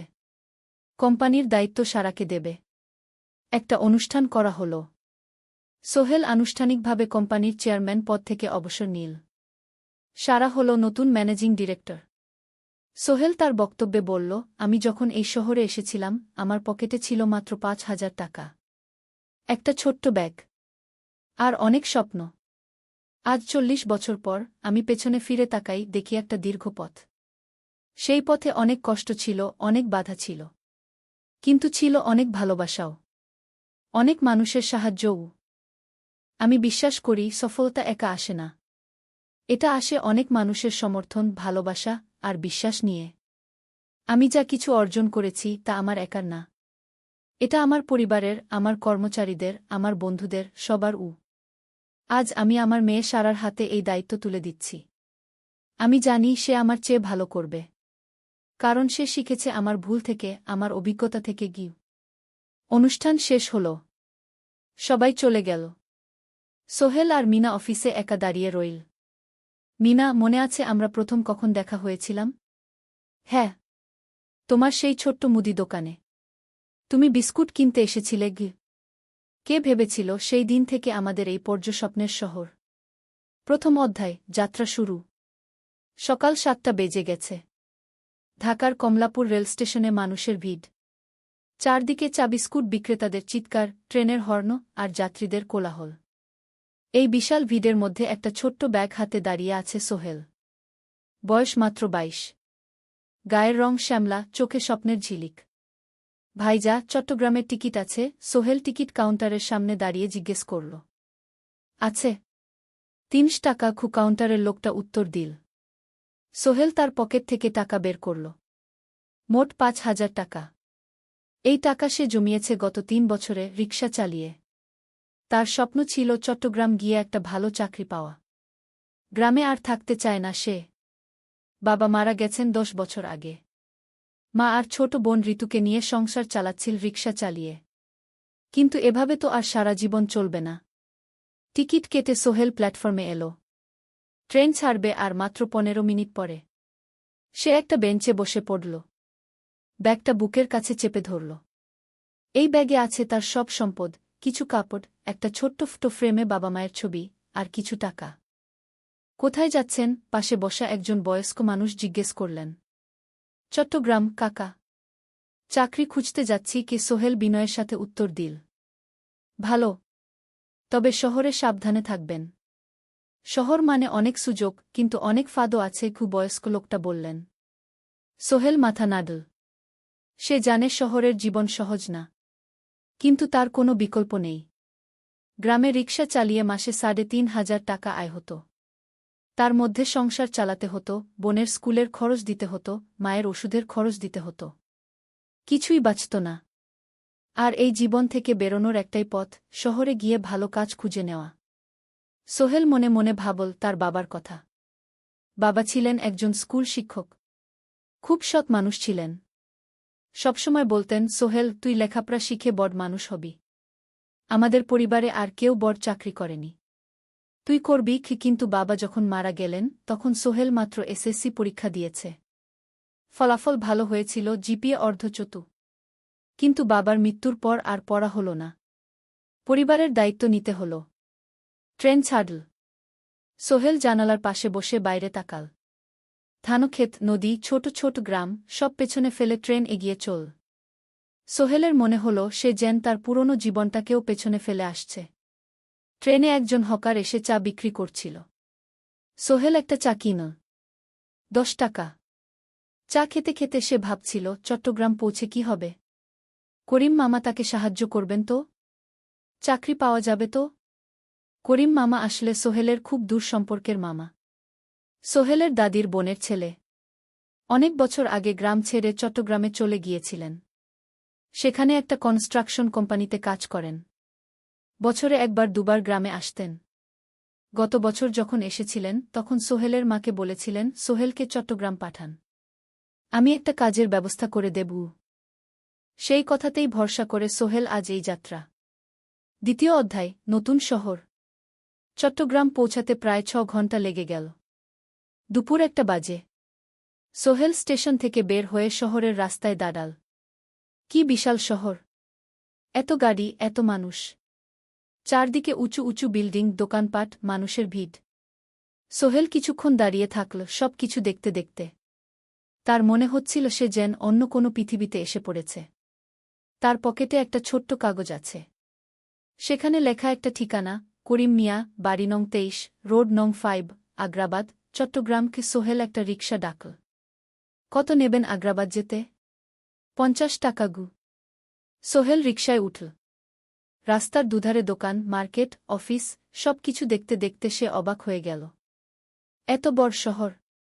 এত কিছু! গ্রামের সেই ছোট্ট বাজারের সাথে কোনো তুলনাই হয় না। প্রায় আধা ঘণ্টা পর রিকশা একটা পুরনো বাড়ির সামনে থামল। ৩ তলা বাড়ি, কিন্তু রং উঠে গেছে। সিঁড়ি দিয়ে উঠে ৩য় তলায় করিম মামার ফ্ল্যাটে নক করল। দরজা খুলল এক মধ্যবয়সী মহিলা। কে? আসসালামু আলাইকুম আপা। আমি সোহেল। নোয়াখালীর গ্রাম থেকে এসেছি। করিম মামা বাড়িতে আছেন? মহিলা তাকে মাথা থেকে পা পর্যন্ত দেখল। করিম তো অফিসে গেছে। তুমি কে? কোথা থেকে এসেছ?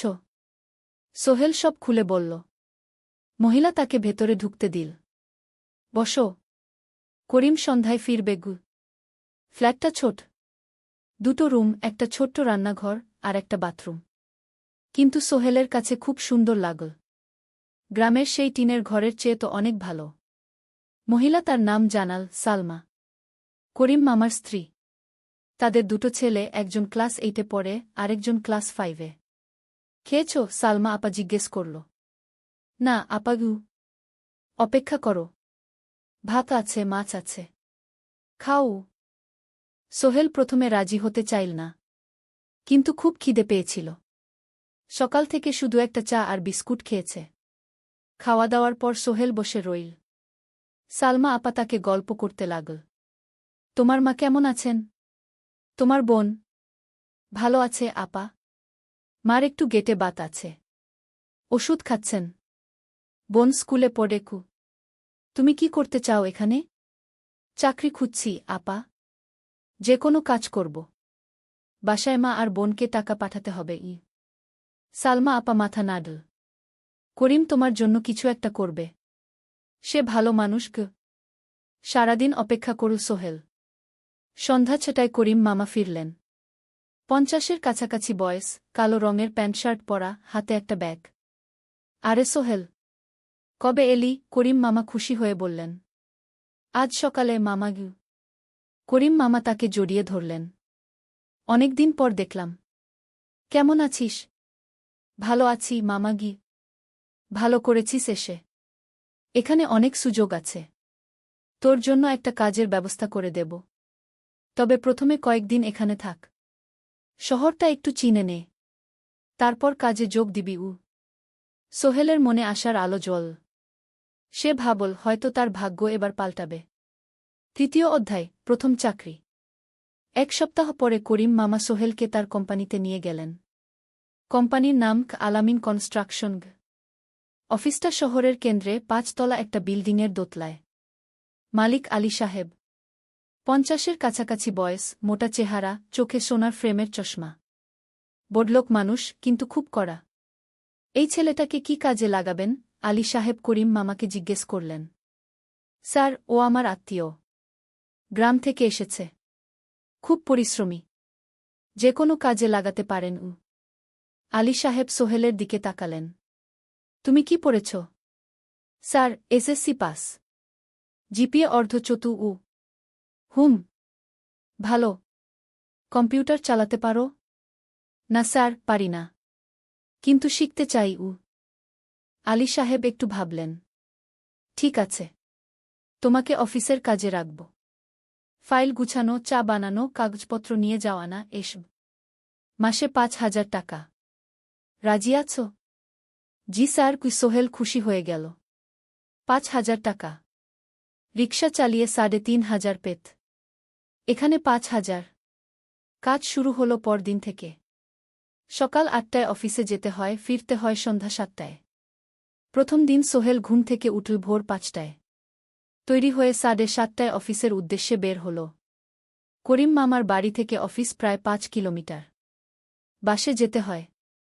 অফিসে পৌঁছে সোহেল দেখল সেই প্রথম আলী সাহেব এখনও আসেননি। অফিস খোলা ছিল না। 8-10 মিনিট পর একজন লোক এসে অফিস খুল। তুমি নতুন? জি। আমি সোহেল। আমি জাহিদ, অ্যাসিস্ট্যান্ট ম্যানেজার। এসো। জাহিদ ভাই সোহেলকে সব কিছু দেখাল। অফিসে মোট 6 জন কর্মচারী। 2 জন ইঞ্জিনিয়ার, একজন অ্যাকাউন্ট্যান্ট, একজন অ্যাসিস্ট্যান্ট ম্যানেজার, জাহিদ ভাই, একজন রিসেপশনিস্ট, আর এখন সোহেল। সোহেলের কাজ শুরু হলো চা বানানো দিয়ে। তারপর অফিস পরিষ্কার করা, ফাইল গুছানো, কাগজপত্র এক জায়গা থেকে আরেক জায়গায় নিয়ে যাওয়া। কাজ কঠিন না, কিন্তু সারাদিন দৌড়ঝাঁপ করতে হয়। দুপুরে খাবারের জন্য আধা ঘন্টা বিরতি। সোহেল একটা ছোট হোটেলে গিয়ে ভাতডাল তরকারি খেল। 50 টাকা। সন্ধ্যায় অফিস বন্ধ হল। সোহেল ক্লান্ত হয়ে বাসায় ফিরল। কেমন লাগল প্রথম দিন? করিম মামা জিজ্ঞেস করলেন। ভালো মামা।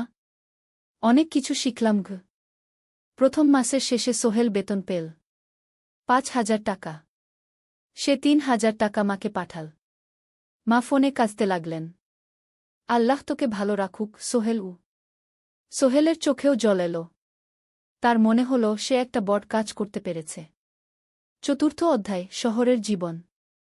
3 মাস কেটে গেল। সোহেল এখন শহরের সাথে মিশে গেছে। প্রতিদিন অফিসে যাওয়া আসার পথে সে দেখে হাজারো মানুষের জীবন। কেউ সফল, কেউ ব্যর্থ। কিন্তু সবাই চলছে নিজের পথে। সোহেল অফিসের কাজের পাশাপাশি কম্পিউটার শেখার চেষ্টা করছে। অফিসে একটা কম্পিউটার আছে। যখন কেউ ব্যবহার করে না তখন সোহেল একটু একটু শিখার চেষ্টা করে। জাহিদ ভাই তাকে সাহায্য করেন। সোহেল, তুমি যদি কম্পিউটার ভালোভাবে শিখতে পারো তাহলে তোমার ভবিষ্যৎ উজ্জ্বল। জাহিদ ভাই একদিন বললেন, কিভাবে শিখব ভাই? ট্রেনিং সেন্টারে যাও, সন্ধ্যায় ক্লাস আছে, মাসে ২,০০০ টাকা লাগবে গি।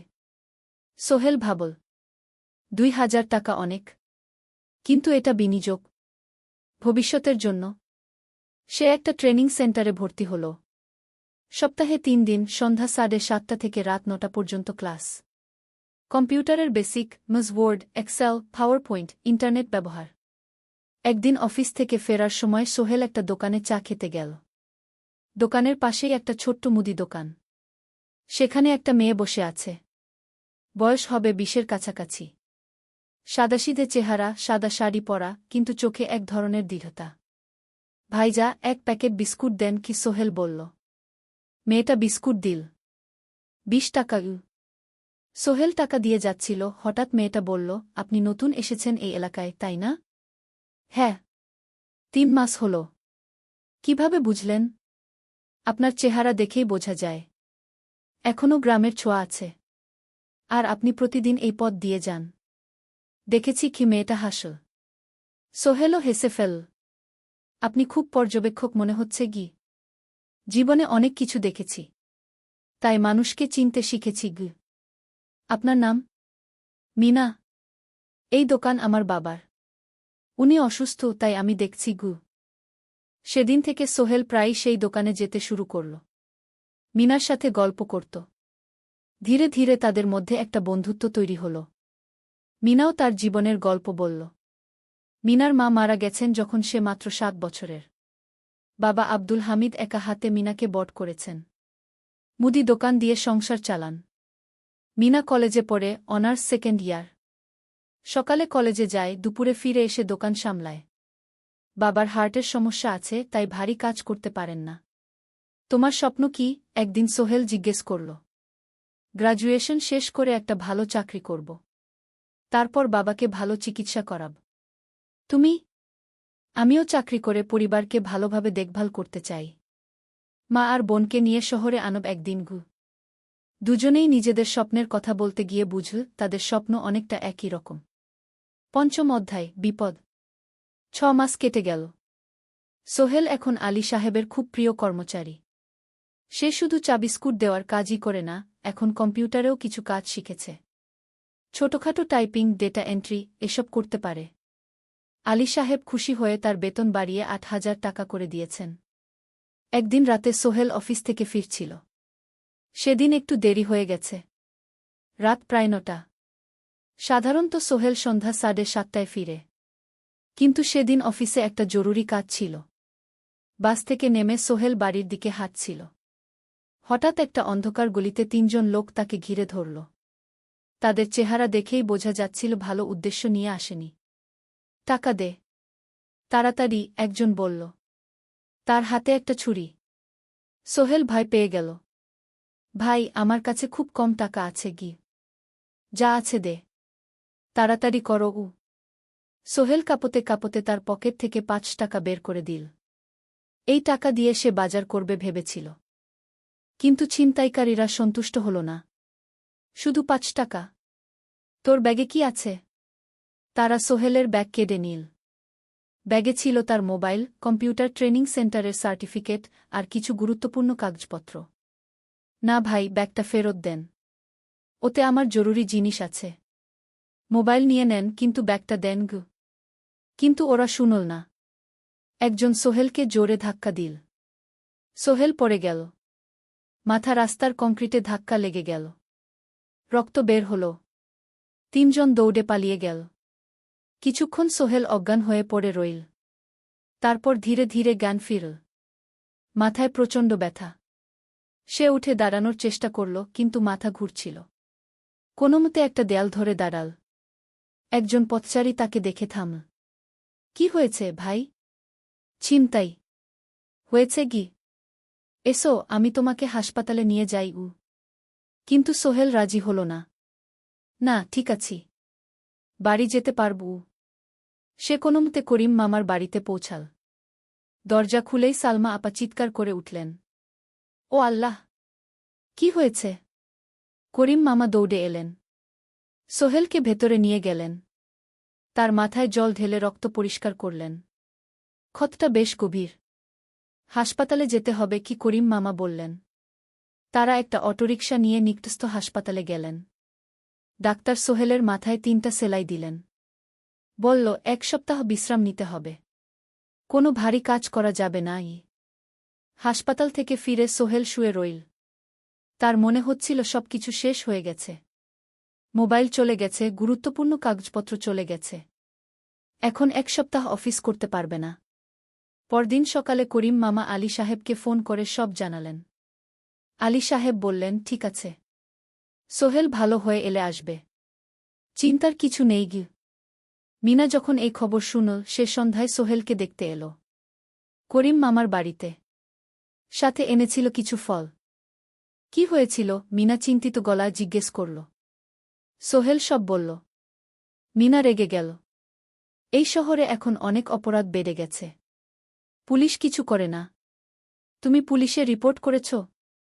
না। লাভ নেই। তবুও করা উচিত। তোমার মোবাইলটা হয়তো খুঁজে পাওয়া যাবে গি। করিম মামা সোহেলকে নিয়ে পুলিশ স্টেশনে গেলেন। জেনারেল ডায়েরি করলেন। কিন্তু পুলিশ খুব একটা আশা দিল না। দেখি কিছু করা যায় কিনা গু। সোহেল বুঝল মোবাইল আর ফিরবে না। সেই 1 সপ্তাহ সোহেলের জীবনের সবচেয়ে কঠিন সময় ছিল। সে শুধু শারীরিকভাবেই ক্ষতিগ্রস্ত হয়নি, মানসিকভাবেও ভেঙে পড়েছিল। প্রতিরাতে দুঃস্বপ্ন দেখত। সেই 3 জন ছিনতাইকারীর মুখ ভুলতে পারছিল না। মিনা প্রায় প্রতিদিন আসত। তাকে সাহস দিত। তুমি হাল ছেড়ো না সোহেল। জীবনে এরকম খারাপ সময় আসে। কিন্তু এটা কাটিয়ে ওঠাই হলো আসল বীরত্ব।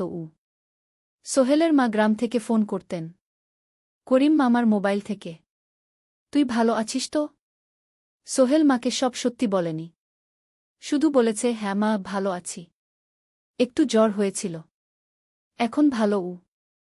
1 সপ্তাহ পর সোহেল আবার অফিসে গেল। আলী সাহেব তাকে দেখে খুশি হলেন। কেমন আছো? ভালো আছি স্যার। ঠিক আছে। তবে প্রথম কয়েকদিন হালকা কাজ করবে গু। সোহেল আবার কাজে মন দিল। কিন্তু একটা জিনিস তাকে খুব কষ্ট দিচ্ছিল, তার মোবাইল নেই। মায়ের সাথে কথা বলতে পারছে না নিয়মিত। করিম মামার মোবাইল চাইতে সংকোচ লাগে। একদিন জাহিদ ভাই তাকে ডাকলেন। সোহেল, আমার একটা পুরনো মোবাইল আছে। তুমি ব্যবহার করো? না ভাই, আমি নাও। আমার কাজে লাগছে না। তুমি রাখো গু। সোহেল কৃতজ্ঞতায় প্রায় কেঁদে ফেল। ধন্যবাদ ভাই। মোবাইল পেয়ে সোহেল প্রথমেই মাকে ফোন করল। মা খুব খুশি হলেন। এতদিন ফোন করিসনি কেন? মা, মোবাইলটা নষ্ট হয়ে গিয়েছিল। নতুন নিয়েছি। মায়ের গলায় স্বস্তি ফুটে উঠল। 6ষ্ঠ অধ্যায়, নতুন সুযোগ। আরও 3 মাস কেটে গেল। সোহেল পুরোপুরি সুস্থ হয়ে গেছে। তার জীবন আবার স্বাভাবিক হয়ে এসেছে। সে এখন কম্পিউটার ট্রেনিং শেষ করেছে। সার্টিফিকেট পেয়েছে। কিন্তু একটা ঘটনা তার জীবনে বড় পরিবর্তন নিয়ে এল। একদিন সকালে আলী সাহেব তাকে ডাকলেন। সোহেল, বসো। সোহেল বসল। মনে একটু ভয় লাগছিল। আলী সাহেব কি তাকে বকবেন? সোহেল, তুমি তো এখন কম্পিউটার চালাতে পারো? জি স্যার, একটু একটু শিখেছি। ভালো। আমি তোমার কাজ দেখছি। তুমি খুব পরিশ্রমী আর সৎ। আমাদের কোম্পানিতে এরকম মানুষের দরকার গু। সোহেল কিছু বুঝতে পারছিল না। আমি তোমাকে একটা সুযোগ দিতে চাই। আমাদের কোম্পানি একটা ট্রেনিং প্রোগ্রাম চালু করছে নতুন কর্মচারীদের জন্য। 6 মাসের কোর্স। কম্পিউটার অ্যাকাউন্টিং, ভবন নির্মাণের হিসাব নিকাশ, প্রজেক্ট ম্যানেজমেন্ট সব শিখবে। কোম্পানি সব খরচ দেবে। ট্রেনিংয়ের সময় তোমার বেতনও চলবে। রাজি আছো? সোহেল বিশ্বাস করতে পারছিল না। স্যার, সত্যি? আমাকে এত বড় সুযোগ দিচ্ছেন? হ্যাঁ। তুমি ভালো ছেলে, পরিশ্রমী। আমি তোমাকে এগিয়ে দিতে চাই। ভবিষ্যতে তুমি এই কোম্পানির একজন গুরুত্বপূর্ণ কর্মচারী হবে। সোহেল কৃতজ্ঞতায় প্রায় কেঁদে ফেল। ধন্যবাদ স্যার। আমি কঠোর পরিশ্রম করব আমি জানি সেদিন সন্ধ্যায় সোহেল মিনার দোকানে গেল। মিনাকে খবরটা দিল। মিনা খুব খুশি হল। তার চোখে জল এসে গেল। তুমি পারবে সোহেল। আমি জানি সোহেল তার মা আর বোনকেও ফোন করে খবরটা দিল। মা কাঁদতে লাগলেন। তোর বাবা বেঁচে থাকলে কত খুশি হতো। ট্রেনিং শুরু হলো পরের মাস থেকে। প্রতিদিন সকালে 3 ঘন্টা ক্লাস, তারপর বাকি সময় অফিসের কাজ। ক্লাসে 5 জন নতুন কর্মচারী। সবাই তরুণ, উৎসাহী। শিক্ষক ছিলেন একজন অভিজ্ঞ ইঞ্জিনিয়ার। নাম রহিম স্যার। তিনি খুব ভালোভাবে সব কিছু বুঝাতেন। কম্পিউটার অ্যাকাউন্টিং, এক্সেলে জটিল ক্যালকুলেশন, প্রজেক্টের বাজেট তৈরি, সময় ব্যবস্থাপনা, সব। সোহেল পুরো মনোযোগ দিয়ে শিখতে লাগল। সন্ধ্যায় বাড়ি ফিরে প্র্যাকটিস করত। করিম মামার ছেলের কাছ থেকে একটা ল্যাপটপ ধার নিত কখনো কখনো। 6 মাস পরে ট্রেনিং শেষ হল। সবাই সার্টিফিকেট পেল। আলী সাহেব একটা অনুষ্ঠান করলেন। সোহেল সেরা পারফর্মার হিসেবে একটা বিশেষ পুরস্কার পেল, 5,000 টাকা বোনাস। আলী সাহেব ঘোষণা করলেন, সোহেল, আজ থেকে তুমি আমাদের জুনিয়র অ্যাকাউন্ট অ্যাসিস্ট্যান্ট। তোমার বেতন 15,000 টাকা। সোহেল অবাক হয়ে গেল। 8,000 থেকে 15,000, প্রায় দ্বিগুণ। সেদিন রাতে সোহেল ঘুমাতেই পারল না। খুশিতে, উত্তেজনায় তার চোখে ঘুম নেই। সে ভাবল তার জীবন কিভাবে বদলে যাচ্ছে। 2 বছর আগে যে রিকশা চালাত, আজ সে একটা নামকরা কোম্পানির অ্যাকাউন্ট অ্যাসিস্ট্যান্ট। 7ম অধ্যায়, প্রেম ও প্রস্তাব। 1.5 বছর হয়ে গেল সোহেলের চট্টগ্রাম আসার। সে এখন একজন সফল যুবক।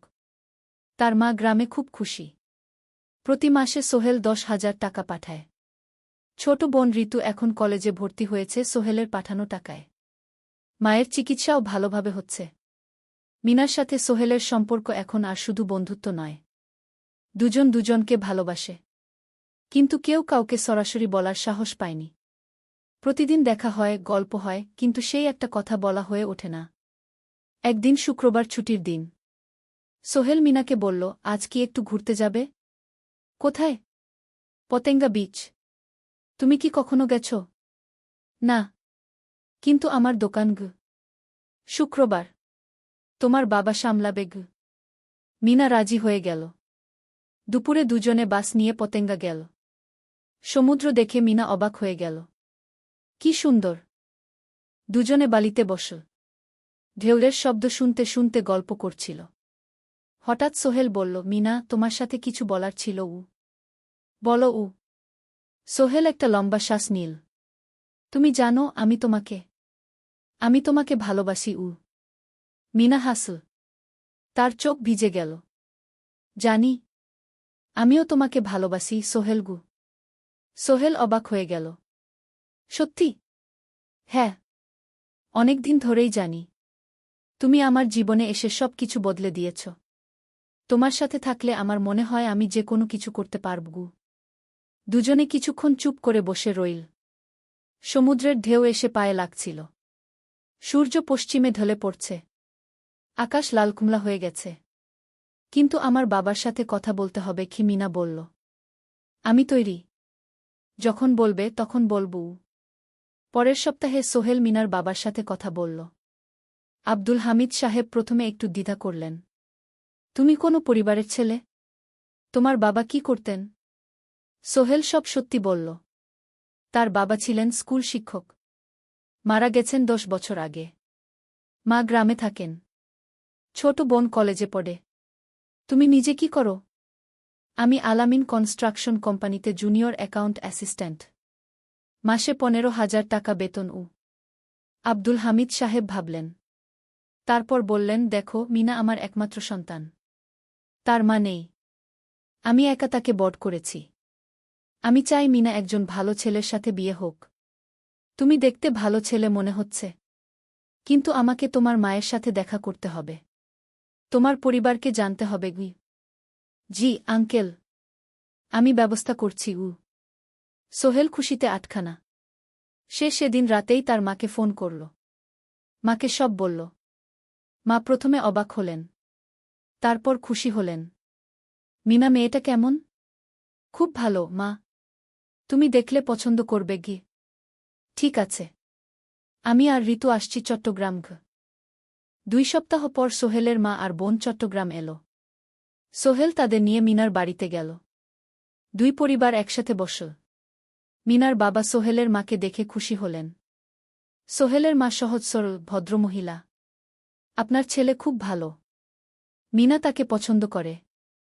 আমিও রাজি গো, আব্দুল হামিদ সাহেব বললেন। আমার সোহেল সৎ ছেলে। মিনাকে খুব ভালোবাসে। আমি জানি ও মিনাকে সুখে রাখবে কি, সোহেলের মা বললেন। বিয়ের তারিখ ঠিক হল 3 মাস পর। এই 3 মাসে সোহেল যথেষ্ট টাকা জমাবে। বিয়ে হবে সাদামাটা কিন্তু সুন্দর। 8ম অধ্যায়, নতুন পথ। 3 মাস কেটে গেল দ্রুত।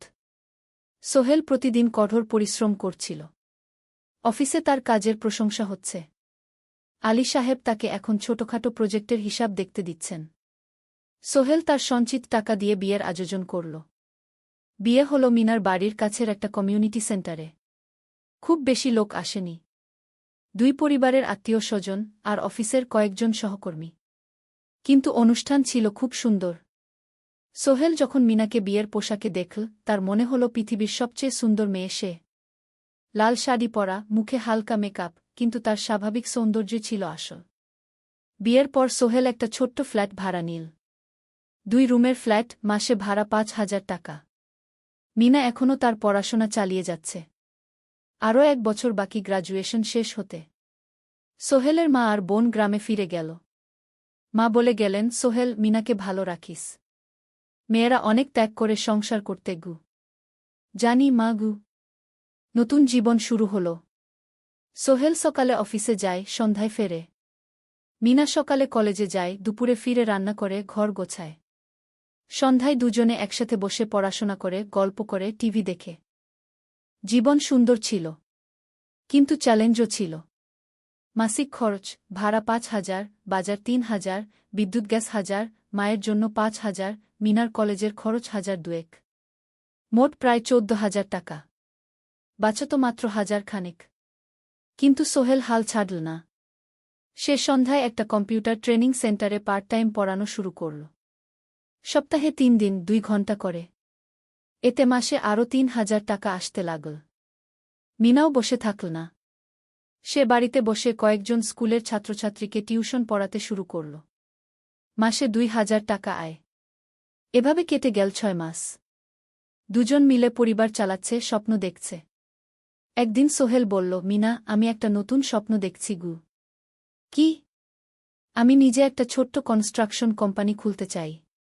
ছোট ছোট প্রজেক্ট নেব। বাড়ি মেরামত, ছোট বিল্ডিং বানানো, এসব। তোমার কি যথেষ্ট অভিজ্ঞতা আছে? আছে। আমি 2 বছর ধরে এই কাজের সাথে জড়িত। অনেক কিছু শিখেছি। আর আলী সাহেবও আমাকে সাহায্য করবেন গু। কিন্তু টাকা কোথায়? কোম্পানি খুলতে তো অনেক টাকা লাগবে গি। আমি জমাচ্ছি। আরও 1 বছর কাজ করব। তারপর চেষ্টা করব। মিনা তাকে সমর্থন দিল। তুমি পারবে। তোমার মধ্যে সেই শক্তি আছে গি। 9ম অধ্যায়, চ্যালেঞ্জের সময়। কিন্তু ভাগ্য সবসময় অনুকূলে থাকে না। সোহেল যখন স্বপ্ন দেখছিল নিজের কোম্পানি খোলার, তখনই একটা বড় সমস্যা এলো। আলী সাহেবের কোম্পানি একটা বড় প্রজেক্ট পেয়েছিল। একটা 10তলা বিল্ডিং বানানোর কাজ। কিন্তু প্রজেক্টের প্রধান ইনভেস্টর হঠাৎ পালিয়ে গেল। তিনি কোম্পানির কাছ থেকে প্রায় 50 লাখ টাকা নিয়ে গেছেন, কিন্তু কাজ শেষ হয়নি। কোম্পানি বড় ক্ষতির মুখে পড়ল। আলী সাহেব অনেক কর্মচারীকে ছাঁটাই করতে বাধ্য হলেন। প্রায় 10 জনকে চাকরি থেকে বাদ দিলেন। বাকিদের বেতন কমাতে হল। সোহেলকে আলী সাহেব ডেকে বললেন, সোহেল, আমি তোমাকে রাখতে চাই। তুমি বিশ্বস্ত কর্মচারী। কিন্তু তোমার বেতন কমাতে হবে। 15,000 থেকে 10,000। সোহেল মনে মনে চিন্তায় পড়ে গেল। 10,000 টাকায় সংসার চলবে কিভাবে?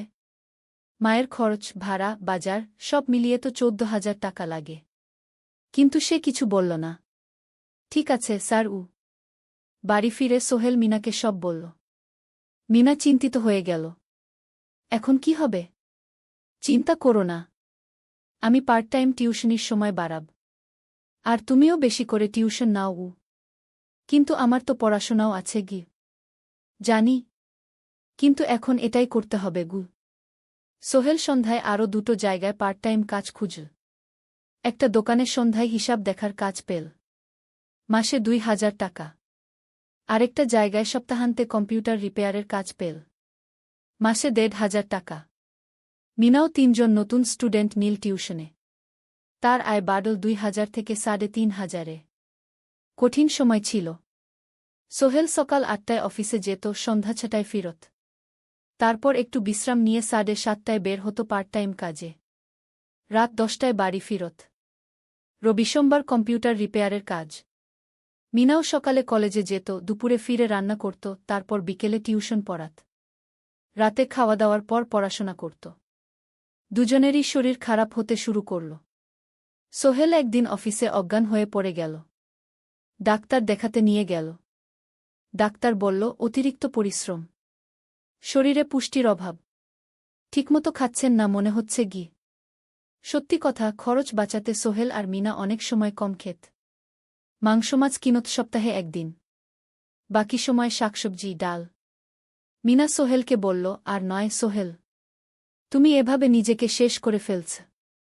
আমার পড়াশোনা বন্ধ করে দিই, আমি ফুল টাইম চাকরি করি গি। না, সোহেল জোর দিয়ে বলল, তোমার পড়াশোনা বন্ধ হবে না, আরও মাত্র ৬ মাস বাকি, তুমি গ্রাজুয়েট হবেই গি। কিন্তু তুমি আমি ঠিক হয়ে যাব, চিন্তা করো না গে। কিন্তু পরিস্থিতি আরও খারাপ হলো যখন সোহেলের মায়ের অসুখ হল। হার্টের সমস্যা, হাসপাতালে ভর্তি করতে হল। খরচ ৫০,০০০ টাকা। সোহেলের হাতে এত টাকা কোথায়? সে করিম মামার কাছে ধার চাইল। করিম মামা ২০,০০০ টাকা দিলেন। বাকি ৩০,০০০ টাকা সোহেল একটা এনজিও থেকে ঋণ নিল। সুদের হার মাসে ২%। মায়ের চিকিৎসা হল, তিনি সুস্থ হয়ে গেলেন। কিন্তু সোহেল এখন ঋণের বোঝায় পড়ে গেল। প্রতি মাসে ৩,০০০ টাকা করে কিস্তি দিতে হবে। সেই রাতে সোহেল আর মিনা বিছানায় শুয়ে কথা বলছিল। সোহেল বলল, মিনা, আমি মনে হয় ভুল করেছি। শহরে এসে বিয়ে করে তোমাকে কষ্টে ফেলেছি গু। মিনা তার হাত ধরল। না সোহেল, তুমি ভুল করনি। জীবনে এরকম খারাপ সময় আসে, কিন্তু এটা কাটিয়ে ওঠাই হলো আসল শক্তি। আমরা একসাথে আছি, একসাথে থাকব, সব কিছু ঠিক হয়ে যাবে। মিনার কথায় সোহেল একটু সাহস পেল। হ্যাঁ, হাল ছাড়া যাবে না। ১০ম অধ্যায়, আলোর দিকে। ৩ মাস পরে পরিস্থিতি একটু ভালো হতে শুরু করল। আলী সাহেবের কোম্পানি একটা নতুন প্রজেক্ট পেল, একটা স্কুল বিল্ডিং বানানোর কাজ। কোম্পানি আবার স্থিতিশীল হতে শুরু করল। আলী সাহেব সোহেলকে ডেকে বললেন, সোহেল, আমি তোমার কঠোর পরিশ্রম দেখেছি। খারাপ সময়েও তুমি কোম্পানি ছেড়ে যাওনি। আমি কৃতজ্ঞ। আজ থেকে তোমার বেতন আবার ১৫,০০০ টাকা গু। সোহেল খুশি হয়ে গেল। ধন্যবাদ স্যার। মিনাও গ্র্যাজুয়েশন শেষ করল, ভালো ফলাফল করল। সে এখন চাকরি খুঁজছে। একদিন মিনা একটা প্রাইভেট স্কুলে শিক্ষিকার ইন্টারভিউ দিতে গেল। ইন্টারভিউ ভালো হল, তাকে নিযোগ দেওয়া হল। বেতন ১২,০০০ টাকা। সেদিন সন্ধ্যায় দুজনে মিলে একটা ছোট্ট পার্টি করল। একটা বিরিয়ানি কিনল, কোমল পানীয় কিনল। দুজনে মিলে খেল। আমরা পেরেছি সোহেল, মিনা বলল। হ্যাঁ, আমরা পেরেছি গু। এখন দুজনের মিলিয়ে আয় ২৭,০০০ টাকা। খরচ চালানোর পর প্রায় ১০,০০০ টাকা বাঁচে। সোহেল এই টাকা দিয়ে লোন শোধ করতে শুরু করল। পার্ট টাইম কাজগুলো ছেড়ে দিল। শরীরের যত্ন নেওয়া শুরু করল। আরও ৬ মাস পরে সোহেলের কাছে একটা বড় সুযোগ এল। আলী সাহেব একদিন তাকে ডাকলেন। সোহেল, তুমি কি নিজের ব্যবসা করতে চাও? স্যার, আমি তোমাকে একটা ছোট্ট প্রজেক্ট দিতে চাই। একটা ৩ তলা বিল্ডিংয়ের কনস্ট্রাকশন। তুমি ম্যানেজ করবে, আমি শুধু সুপারভাইজ করব। লাভের ৫০% তোমার গু। সোহেল ভাবল, এটা একটা বড় সুযোগ, কিন্তু ঝুঁকিও আছে। যদি কাজটা ভালোভাবে না হয়? স্যার, আমি চেষ্টা করব। কিন্তু যদি ভুল হয়? ভুল হবে না, আমি তোমার উপর বিশ্বাস রাখছি। তুমি পারবে গু। সোহেল রাজি হয়ে গেল। এই প্রজেক্ট তার জীবনে টার্নিং পয়েন্ট হতে পারে। একাদশ অধ্যায় স্বপ্ন পূরণের পথে। পরের 6 মাস সোহেল খুব কঠোর পরিশ্রম করল। প্রজেক্টটা ম্যানেজ করা সহজ ছিল না। শ্রমিক নিযোগ, ম্যাটেরিয়াল কেনা, কাজের তদারকি, সময়মতো কাজ শেষ করা, সব দায়িত্ব তার। প্রথম 2 মাস খুব চাপের মধ্যে গেল। একদিন একজন শ্রমিক কাজ করতে গিয়ে আহত হল। সোহেল তাকে হাসপাতালে নিয়ে গেল, তার চিকিৎসার খরচ দিল। এতে প্রজেক্টের বাজেট একটু বাড়ল, কিন্তু সোহেল জানত এটা করা দরকার। আরেকদিন ভুল ম্যাটেরিয়াল ডেলিভারি হল। সোহেল সেগুলো ফেরত পাঠাল, সঠিক জিনিস আনাল। এতে 3 দিন দেরি হল, কিন্তু কাজের মান ঠিক রইল। মিনা তাকে সবসময় সাপোর্ট করছিল। সে এখন চাকরিতে স্থিতিশীল। স্কুলের বাচ্চারা তাকে পছন্দ করে। প্রিন্সিপাল তার কাজে খুশি। প্রজেক্ট শেষ হল 6 মাসে। সময়মতো, বাজেটের মধ্যে। বিল্ডিংয়ের মালিক খুব খুশি হলেন। তিনি আলী সাহেবকে ধন্যবাদ দিলেন। আলী সাহেব বললেন, ধন্যবাদ আমাকে না, এই ছেলেকে দিন। সোহেল পুরো প্রজেক্ট ম্যানেজ করেছে। প্রজেক্ট থেকে মোট লাভ হল 3 লাখ টাকা। সোহেল পেল 1.5 লাখ টাকা। তার জীবনে এত টাকা এই প্রথম। সে করিম মামার ঋণ শোধ করল। এনজিওর বাকি ঋণ শোধ করল। তারপর তার মাকে 50,000 টাকা পাঠাল। মা দিয়ে গ্রামের বাড়িটা একটু মেরামত করাল, বোন ঋতুর জন্য একটা ল্যাপটপ কিনল। বাকি টাকা দিয়ে সোহেল একটা ব্যাংক অ্যাকাউন্টে জমা রাখল ভবিষ্যতের জন্য। আলী সাহেব সোহেলকে আরও 2টো প্রজেক্ট দিলেন। এবার একটু বড়। সোহেল আত্মবিশ্বাসের সাথে সেগুলোও শেষ করল। 2 বছর পরে সোহেল সিদ্ধান্ত নিল, এবার নিজের কোম্পানি খোলার সময় এসেছে। দ্বাদশ অধ্যায় নতুন শুরু। সোহেল তার সব জমানো টাকা দিয়ে একটা ছোট্ট অফিস ভাড়া নিল। 2 রুমের অফিস। একটা রুমে কাজের জায়গা, আরেকটায় ছোট্ট মিটিং রুম। অফিসের সামনে একটা বোর্ড লাগাল, Sohel construction and development. Meena তাকে সাহায্য করছিল। সে অফিসের অ্যাকাউন্টস দেখত সন্ধ্যায় স্কুল থেকে ফিরে। দুজন মিলে একটা টিম। প্রথমে ছোট কাজ নিল। বাড়ি মেরামত, দোকান সংস্কার, ছোট বিল্ডিং কনস্ট্রাকশন। কাজের মান ভালো রাখার চেষ্টা করল। সময়মতো শেষ করল। দাম ন্যায্য রাখল। ধীরে ধীরে সোহেলের সুনাম ছড়িয়ে পড়ল। মানুষ তাকে বিশ্বাস করত। তার কাছে নতুন কাজ আসতে লাগল। প্রথম বছর খুব কষ্ট হল। কখনো লাভ হতো, কখনো লস। কিন্তু সোহেল থেমে থাকল না। সে শিখতে লাগল ব্যবসা কিভাবে চালাতে হয়। দ্বিতীয় বছরে পরিস্থিতি ভালো হল। সোহেল এখন 3 জন স্থায়ী কর্মচারী নিযোগ দিল। একজন ইঞ্জিনিয়ার, একজন সুপারভাইজার, একজন অফিস সহায়ক। তৃতীয় বছরে একটা বড় প্রজেক্ট পেল। একটা স্কুল বিল্ডিং বানানোর কাজ। 5 তলা বিল্ডিং। সোহেল পুরো মনোযোগ দিয়ে কাজটা করল। শ্রমিকদের ভালো বেতন দিল, ভালো ম্যাটেরিয়াল ব্যবহার করল, সময়মতো কাজ শেষ করল। স্কুল কর্তৃপক্ষ খুব খুশি হল। তারা সোহেলের কাজের প্রশংসা করল। এই প্রজেক্ট থেকে সোহেল প্রায় 5 লাখ টাকা লাভ করল। এই টাকা দিয়ে সে আরও ভালো একটা অফিস নিল। আরও কর্মচারী নিযোগ দিল। এখন তার কোম্পানিতে 10 জন স্থায়ী কর্মচারী। প্রজেক্ট অনুযায়ী আরও শ্রমিক নিযোগ দেওয়া হয়। ত্রয়োদশ অধ্যায় পরিবার। এদিকে সোহেল আর মিনার সংসারেও খুশির খবর এল। মিনা গর্ভবতী। 9 মাস পর তাদের একটা মেয়ে হল। নাম রাখল সারা। সারা যখন জন্মাল, সোহেলের মা আর বোন চট্টগ্রামে এল। মা 1 মাস থেকে গেলেন। মিনাকে সাহায্য করলেন। সোহেল এখন একটা বড় ফ্ল্যাট ভাড়া নিয়েছে। 3 রুমের ফ্ল্যাট। একটা রুমে সোহেল, মিনা, একটায় সারা, আরেকটায় অতিথি রুম। মায়ের জন্য সোহেল সিদ্ধান্ত নিল তাকে চট্টগ্রামে নিয়ে আসবে। গ্রামে একা থাকা ঠিক না। কিন্তু মা রাজি হলেন না। না বাবা, আমি গ্রামেই থাকব। এখানে আমার পরিচিত মানুষ আছে। তোর বোনকে নিয়ে যা। ও ঢাকায় পড়ছে, চট্টগ্রামে এনে ভালো কোথাও ভর্তি করিয়ে দেগি। সোহেল তাই করল। ঋতুকে চট্টগ্রাম বিশ্ববিদ্যালয়ে ভর্তি করিয়ে দিল। ঋতু এখন সোহেলের ফ্ল্যাটে থাকে, বিশ্ববিদ্যালয়ে পড়ে।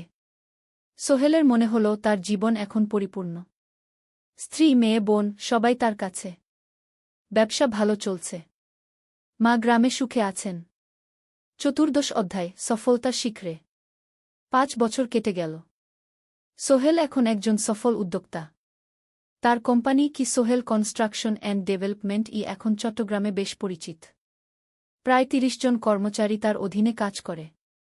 সোহেল এখন শুধু ছোট প্রজেক্ট করে না, বড় বড় প্রজেক্টও করে। একটা ৮ তলা বিজনেস কমপ্লেক্স বানানোর কাজ পেয়েছে। একটা হাসপাতাল বিল্ডিং বানাচ্ছে। মিনা এখনও স্কুলে পড়ায়। সে এখন ভাইস প্রিন্সিপাল। সাথে সোহেলের কোম্পানির অ্যাকাউন্টস ম্যানেজার। দুজন মিলে ব্যবসা চালা। সারা এখন ৪ বছরের। স্কুলে ভর্তি হয়েছে। খুব চালাক মেয়ে। ঋতু বিশ্ববিদ্যালয় থেকে গ্রাজুয়েট হয়ে একটা ব্যাংকে চাকরি পেয়েছে। একদিন আলী সাহেব